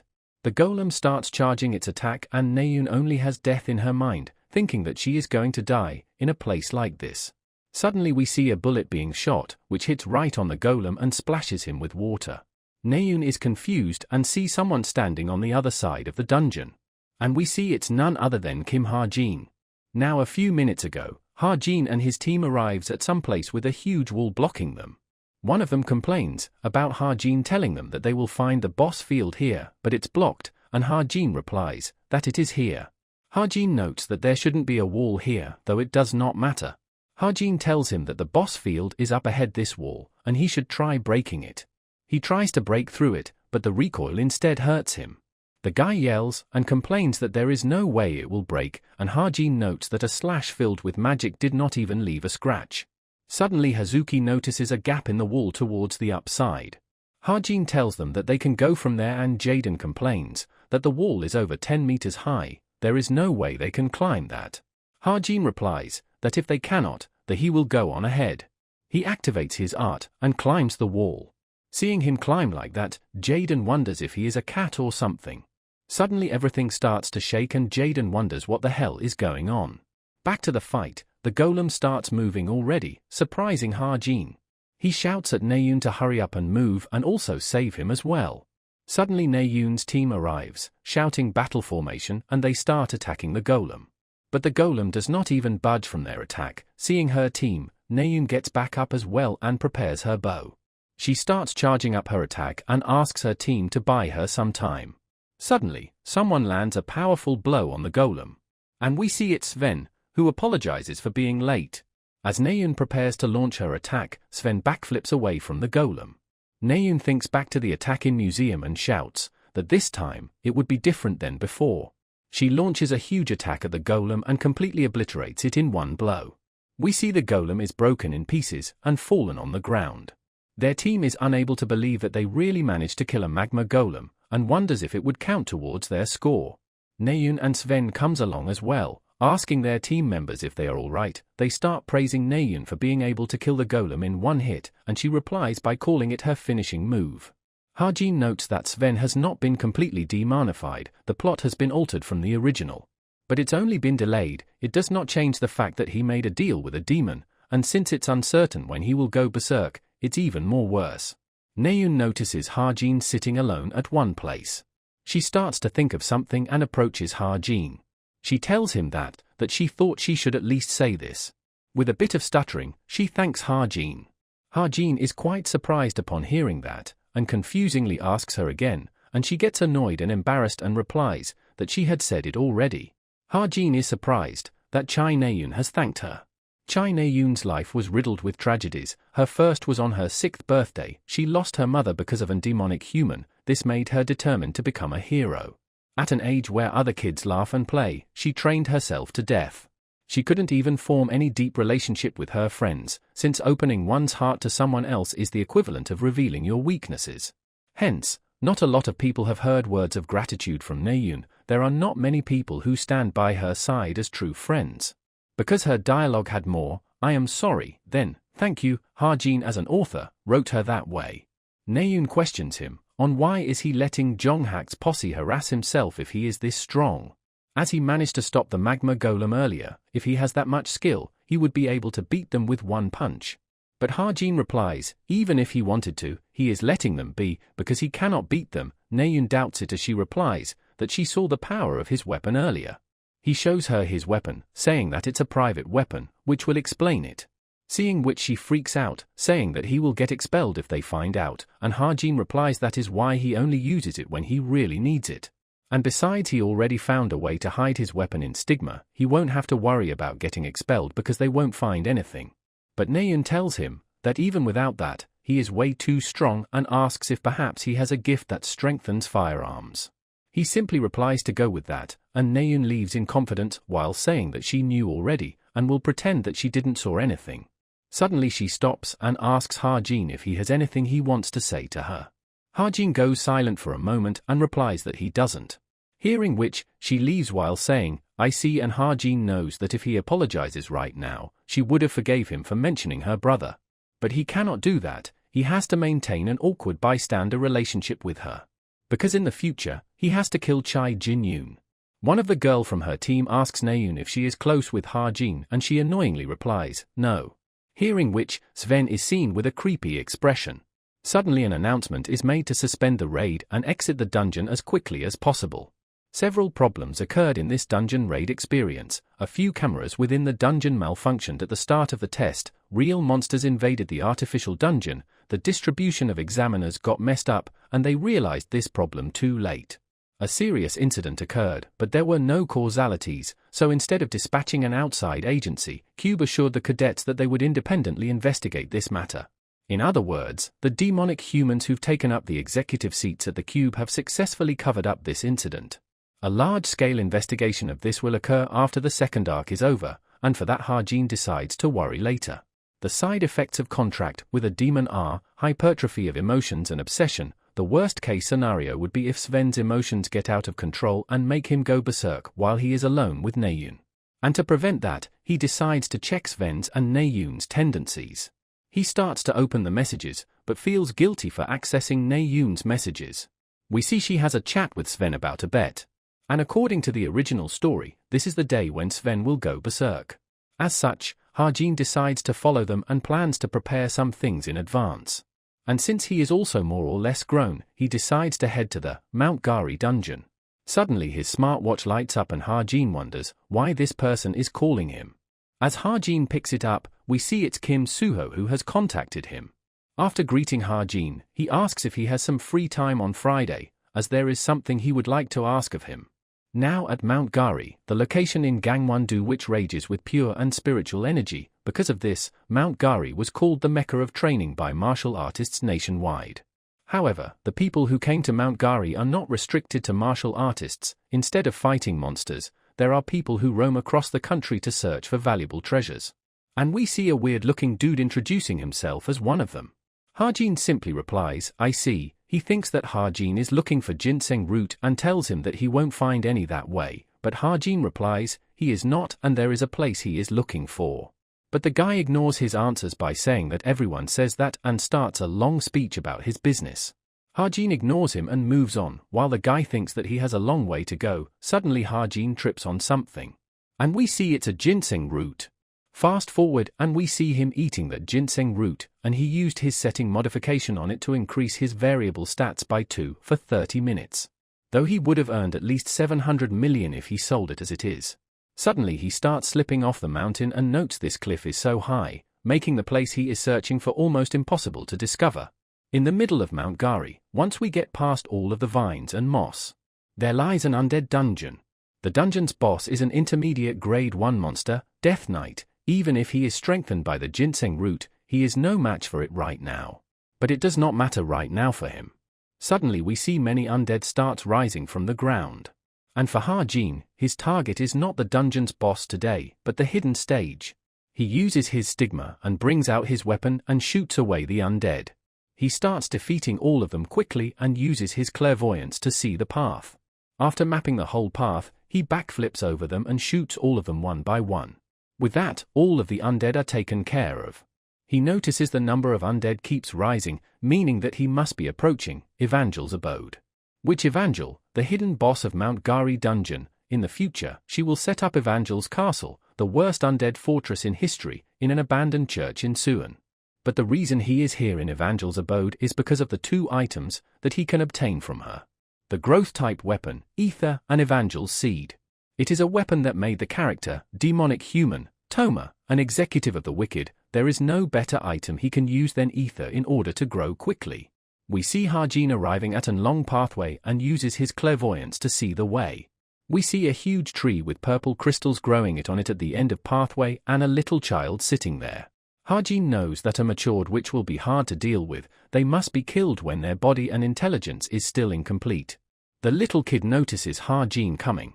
Harjin stares at her silently and it gets hard for him to kill her. He tries to snap out of it since it has to be done and Toma did it as well. And besides, he was the one who created her after all, and hence, he pulls out his weapon. A witch in her spiritual form cannot be killed by his normal weapon in one blow. In that case, he unleashes his stigma and turns the light attribute magic power into a spear. He notes that the ginseng is working pretty good and throws the spear while thinking that he feels he became Yo-Yunya or something.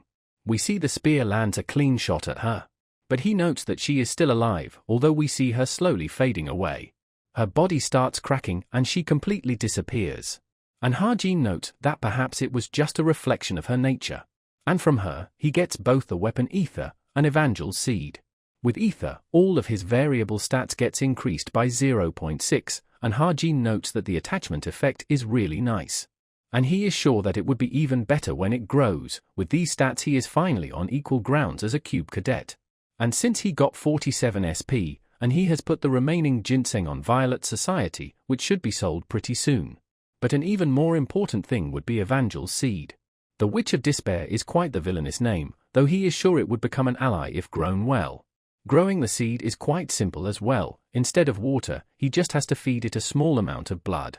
However, since the witch's nature and tendencies change depending on whose blood it is, he needs to be careful whose blood he feeds it with. As such, he puts it aside for now, and plans to go on to sleep early, since he is going to be extremely tired tomorrow. Now at Gangwon-do, Byokpa Mineral Spring. We see the club president asking for attendance, also introducing herself since it's their first time meeting since the OT. She once again starts explaining her club's objective. Their hunting club, Leonidas, has regular hunting gathering like this. They hunt harmful animals to help citizens as a hobby. Harjin thinks for today's episode, he only narrated the general ending, so he is not quite sure. Naeun gets severely injured, and Sven dies from the aftermath of a demonic human's rampage. This incident was nothing more than a plot device to make Suho care more about Naeun.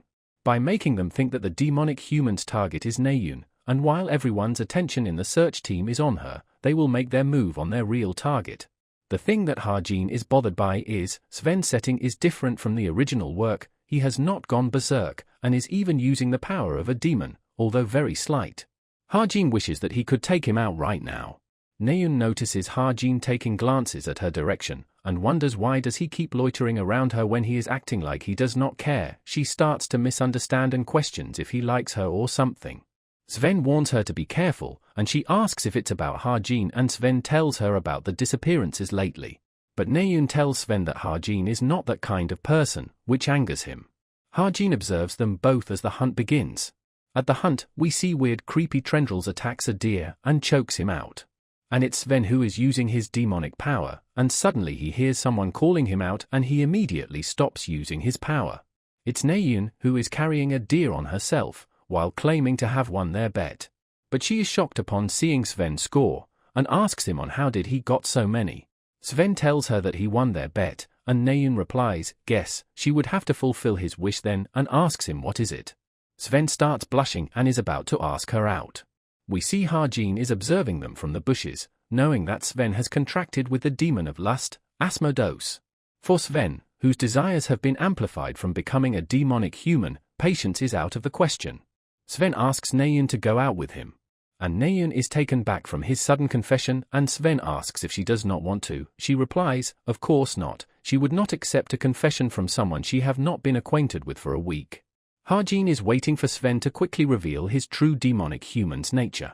While Naeun also tells Sven that she only likes guys who are stronger than her. Hearing which, Sven gets agitated. Naeun starts to leave and Sven starts showing his demonic power, asking if it's really the case. And if it is, then she would have to come to him if he is stronger. Naeun turns back to tell him to leave it, but is shocked and is suddenly attacked. We see his tendrils have made contact, but Sven feels something is off. We see Harjin is here and has protected Naeun with his shield. As he is asking Naeun about her condition, he gets attacked by Sven. Naeun tries to pick her weapon and Harjin is getting choked by Sven. Naeun starts to concentrate her magic power in her hand and attacks Sven. But it does not affect him, and we see him going completely berserk while spamming Naeun with his love confessions.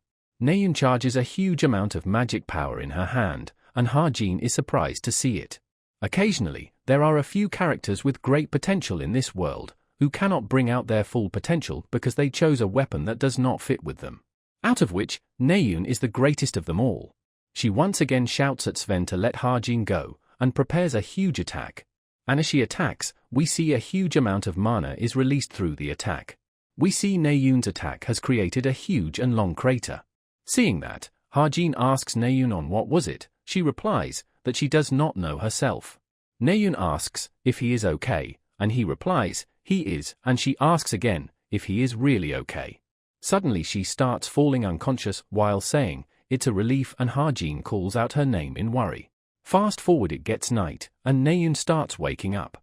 She is shocked upon finding herself on back of Harjin. Harjin tells her that she was not getting up, so he was carrying her down. She asks him to let her down, and Harjin tells her that he is really going to do it, and Naeun angrily tells him to hurry up. And as soon as he puts her down, she is unable to stand up. She gets scared as she is unable to use her legs, and wonders what happened to her. Harjin asks if this is her first time experiencing magic power exhaustion, hearing which leaves her dumbfounded. Seeing her expression, Harjin explains that it's the state of decrease in magic power in speed due to it being exhausted within your body, and Naeun shouts that she knows it already. He tells her that she won't be able to walk for a day or two, so get on, which she hesitantly does so. Harjin asks if she is keep going to use bow, and she asks, on what the hell is he talking about suddenly? Harjin tells her that she must have felt it too.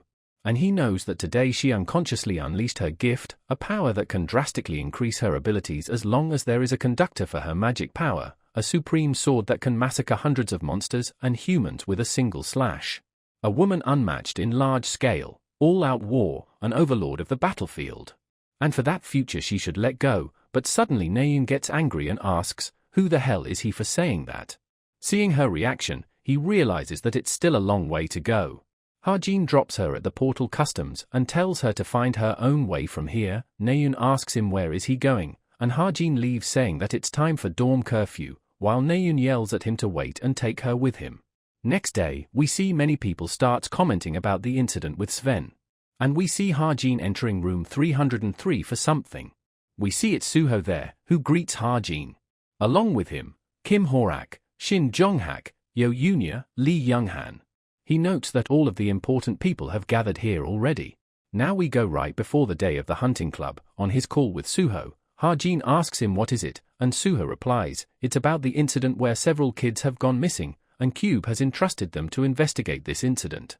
To prevent bringing external forces into this matter, Cube entrusted a few trainees selected by grade with the culprit tracking mission. In the background, Naeun calls out to Suho to come with her, and he tells her to wait and tells Harjin about all the representatives for the first years. And also informs Harjin that Cube will be doing its investigations as well, since it's highly likely that the culprit is also a trainee. They said it's easier to track it from the inside. Harjin asks what does it all have to do with him. Suho replies, it's because he heard that he had good eyes and also that Naeun recommended him, which surprises Harjin. Back to the present, Suho thanks him for coming and Harjin thinks it's his pleasure as he will gain a lot of SP from this. Suho first starts explaining his theory, that the demonic human that attacked Naeun is not the same as the culprit. Hearing this, someone suddenly stomps their leg in anger. We see it's Shin who is angry at Suho for taking Naeun's name in a way which makes it seem they are close. Seeing which, Suho changes it to Chai Naeun. Back to the topic, he thinks that it's likely their next target is Naeun, as they follow orders of the demons they are contracted to, but if Sven failed, then another demonic human contracted to the same demon will target her. As such, Suho asks for everyone's suggestion or if someone who seems suspicious to them. Ha-jin knows the culprit already, but he believes that recklessly calling him out will be dangerous, and he has been patiently waiting for him to expose himself. But unlike in the original work, where 6 victims appear in 2 months, 3 people have already gone missing in 2 weeks, at this pace it's highly likely there will be even more victims. He starts to remember Naeun thanking him, and realizes that he no longer wants to watch as danger looms over them, just for a reason like waiting for the story to develop. As such, he raises his hand, saying that he has someone in mind, and calls out academics club leader Yoon Hyun, calling him suspicious. Suho replies that he has an alibi, as they investigated people who were close to the victim. He questions on what if the victim went to Yoon Hyun on her own accord, and Shin argues that if he is saying that he lured the victim with mere mental magic, there is no way it could happen. Ha-jin replies that it would be true if it was regular mental magic, and as he is speaking, someone interrupts him. It's Yoon Ha, who calls it strange that he has been suspecting someone who has an alibi. And compared to the club leader, the chances of him being a demonic human is higher. Hearing which, completely shocks Ha-jin. We see Ha-jin's memories when he was writing the novel, the time when he decided that the protagonist to have a supporter. A chaebol character who helps Suho, a vicious personality, but not one of hate. As he decides her name, Yo Yoon Ha. Back to the present, we see her accusing Ha-jin of being a demonic human.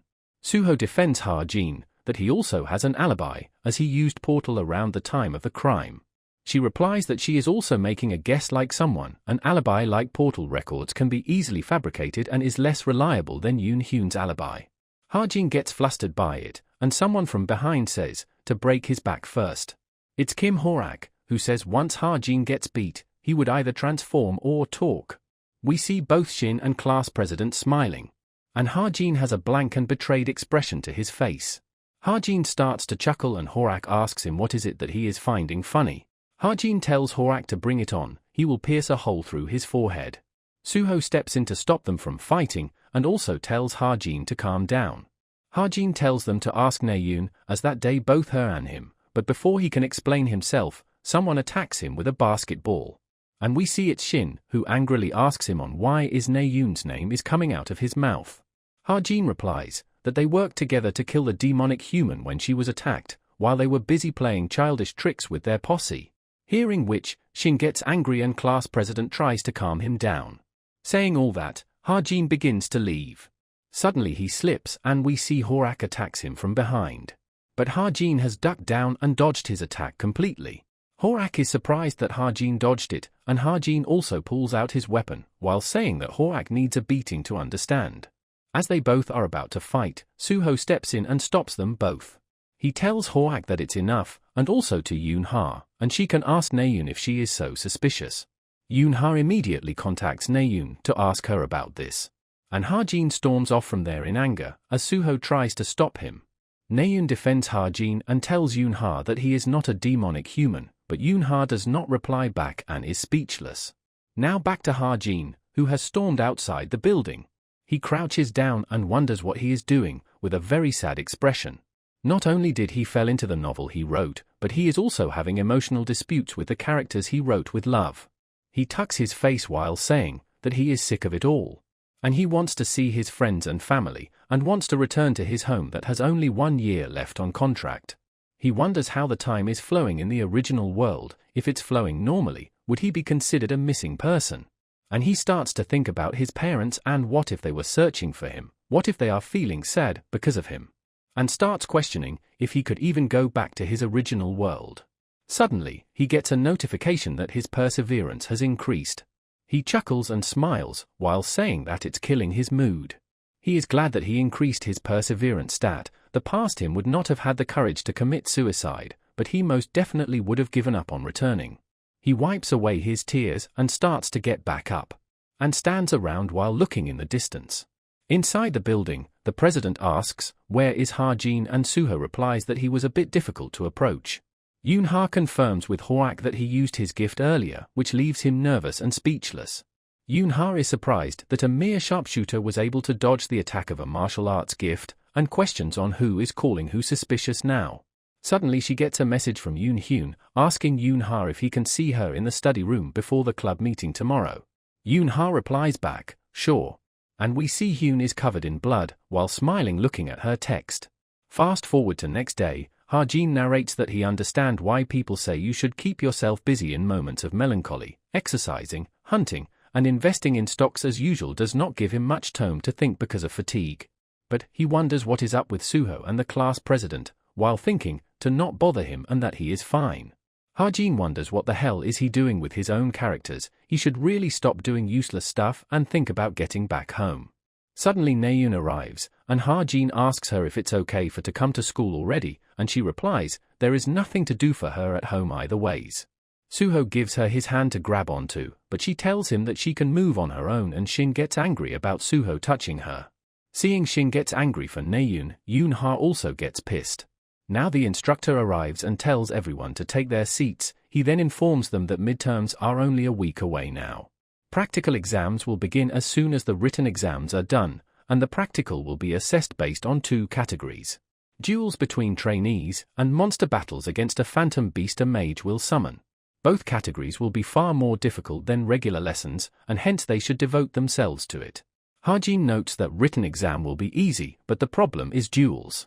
Duels involve using one of the 3 nomination tickets a trainee is given, which allows one to nominate a trainee they wish to duel. It may seem like an opportunity for high-ranking trainees to nominate mediocre trainees to obtain tons of points, but a countermeasure is placed by Cube to prevent it, which is compensation point system. For example, even if the rank 1 trainee wins against the lowest ranked trainee, the amount of points they earn changes based on the rank difference, and also the rank 1 trainee receives negative points. But, of course, there are some people who completely ignore this system and use their nomination tickets on people they don't like so they can beat the crap out of them. And there is also one more thing which is bothering Ha-jin, which is the fact that Rachel is sitting too close to him. Rachel, she does not even talk to Ha-jin, yet keeps hanging around him. She always used to study alone at the back. He wonders what is she doing and if she is peeking at his notes. We see Ha-jin writing 2 names on his notebook. Rachel gets confused on what is it, and Ha-jin thinks that these are his parents' name. Now Hyun messages Yoon-ha that he is in the study room. And we see Yoon-ha arriving there. As she enters the room, Hyun greets her with a smile on his face. She says that it looks like other club members are not here, and he replies that they will be here as well. Suddenly she notices a scented candle, and Hyun tells her that it's good for enhancing focus, since they are going to be studying later after all. He also tells Yoon-ha that he heard she joined the demonic human search team, and that he is a second-year representative there. And they are making no progress at all, and asks if Yoon-ha's group found anything yet, a list of suspect for example, and she replies, not yet. But she does tell him that there was one person who said something stupid. He asks her what did he say, and we see Yoon-ha is falling under his spell and wonders what is happening. She answers that he said, you are a demonic human, as she feels her mind to be at peace. And that he used some sort of psychological magic. Hearing that, Hyun asks if he had any evidence. Right as she is about to say, of course not, she realizes something. Hearing the word, evidence, gets her thinking something, and Hyun tries to clarify that he misspoke. He meant to ask if he was basing it on anything. Yoon-ha gets suspicious and readies her weapon while telling him that innocent people don't ask for evidence when they are accused of crime. She takes out her whip and asks him for his true identity. Suddenly a black aura starts to surround him as he stares at her while saying that there is still time for her turn. Now at Cube's second-year room, we see Yoon-ha wakes up and is all tied up in a chair. Looking at her surrounding, she notes that it's the second-year dorm and realizes that it's Hyun's doing. She finally realizes that Yoon-hyun is indeed the culprit of all the missing cases, a demonic human, and Ha-jin was not spouting bullshit. She tries to calm herself down and tries to somehow request for help, though she struggles to do that, while prays for anyone to save her. But Hyun notices and catches her, telling her that she shouldn't do that. Suddenly Ha-jin's watch starts blinking as he gets a message from Yoon-ha. Seeing her message, he gets confused and wonders what does it mean. Hyun takes away Yoon-ha's smartwatch and tells her that there is no way any of her friend will understand a gibberish text in the middle of the night. He notes that she has messaged Ha-jin and asks if this is the quick-witted person who suspected him to be a demonic human. He would kill him later as well. Yoon-ha yells at him that if he seriously thinks he can get away after doing all of this, the search team have probably noticed already and is making a move. Hyun replies that it does not matter, he is going to leave Cube as soon as it's over, as he destroys Yoonha's smartwatch.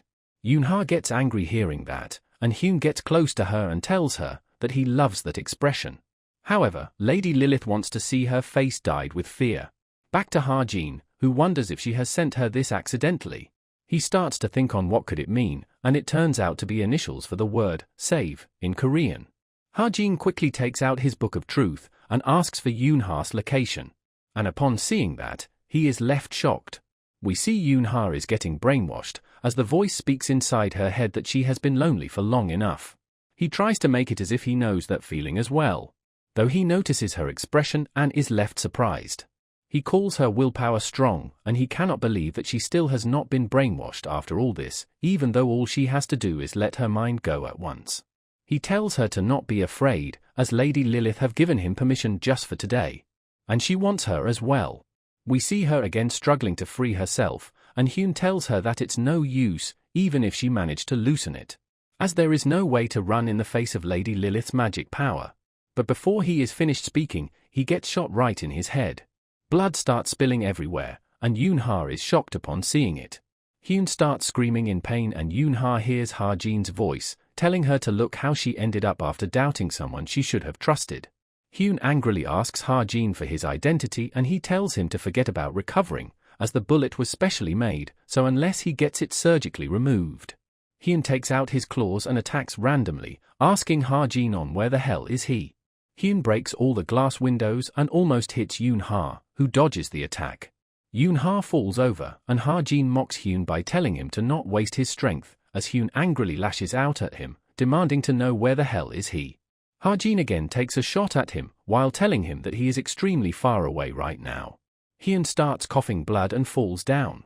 And we see Ha-jin is shooting from a tree from extremely far away with his Desert Eagle sniper rifle form. Ha-jin has Hyun on his aim, as he notes that long-range sniping is the best. Ha-jin tells Yoonha that he would be using all the bullets that she gave him by today, and he is sure that she will give him something even better, if she have a conscience. Hyun tries to get away, but Ha-jin shoots him in the back. And he starts to tremble, as Ha-jin has his aim on him. Ha-jin puts his weapon down for a moment and tells Yoonha that he saw something that he should not have, and asks if she is alright, to which she replies, she is. Ha-jin tells her to take a nap, as the search team will be there soon, to which she complies with by saying, okay. And she falls asleep, while giving Ha-jin a heartfelt thank you. Fast forward, Yoonha is waking up in the hospital. We see Suho is sitting beside her, and she asks him on what is he doing here. He asks her if she is hurting anywhere. The doctor told them that there is nothing wrong with her body. She freaks out and gets up, and asks Suho again on what is he doing here. He replies that they were taking turns nursing her, he, Naeun, Jonghak, Horak, and she asks, why? Suho replies that it's because they are partially responsible for this situation. They should have taken more care as members of the same search team, but they were too focused on something else. And Suho apologizes to her for that. She tells Suho that he probably gets told a lot by others that he is stubborn, hearing which confuses him. Seeing him, Yoonha thinks that at first she thought Suho was only a talented guy in the first place, but perhaps she misunderstood. And from misunderstanding, she remembers about her argument with Ha-jin. She asks Suho if that person came. Suho asks, who? She suddenly turns away from the question and says, never mind. Yoonha then starts to simply stare at the blue sky. We see Yoonha messaging Ha-jin with a thanks and that she will repay him. And with this all, Ha-jin gains a tons of SP, along with a mastery increase of his Deadeye skill. Ha-jin notes that this is the most SP he has gained from a single action, but the reward of taking care of one of the main arc is bound to be amazing. It's not much of a bonus, since he had to make few investments in a few things to snipe, but this much is good enough since he managed to save Yoonha. Suddenly Park Soo-hyo comes and calls out to Ha-jin, and tells him that he was surprised when he got a sudden call from him and asks if something is wrong. Soo-hyo quickly kneels in front of Ha-jin, thinking that he called him to cancel the contract and begs him reconsider, and Ha-jin tells him that it's nothing like that. He shows him a briefcase and tells him that he wants to invest in SH Entertainment. Hearing which, Soo-hyo is left confused and too shocked to think anything. The ginseng root that he had put up on Violet Banquet came back as a whopping 400 million won return. He used 250 million from that to invest in Pack Horse Masters, and invested the remaining 150 million in SH Entertainment. as the growth potential of SH Entertainment is just as certain as Pack Horse Masters. Seeing Ha-jin's investment, he is bricked up and says that he cannot take such a large sum. But Ha-jin tells him to take it, and to buy him an magic pouch and HUV with it as well.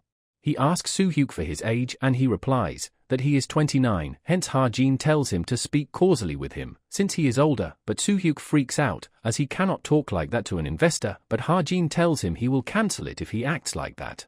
Hearing which, he changes instantly to a more casual tone. While walking out, Ha-jin asks him to stop by a convenience store first. Ha-jin starts scratching a lottery ticket and Soo-hyuk asks him, why is he doing it all of a sudden? He replies, he cannot do so without a guardian. As the ticket is scratched, Soo-hyuk asks how much is it, and Ha-jin casually replies that it's 20 million won. Hearing which, Soo-hyuk completely freaks out. He gives that to Soo-hyuk as well, telling him to invest it and send him an edited copy of the contract. He tightly tucks the ticket with himself, and Ha-jin asks him on what is he doing, and he replies that someone might steal it.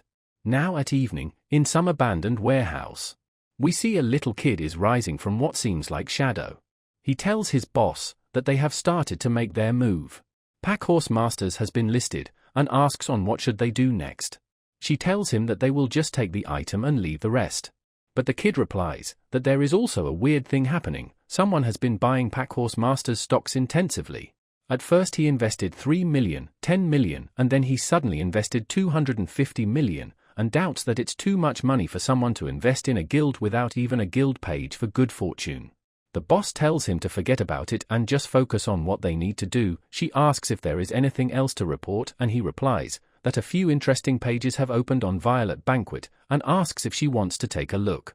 Relic Search Party, Jonggak Bozintang, Truth Agency, and his senses says that Truth Agency smells fishy. He asks if he should put a request there, maybe they would find that person for them. Hearing that, she gets angry and calls out his name, Droon.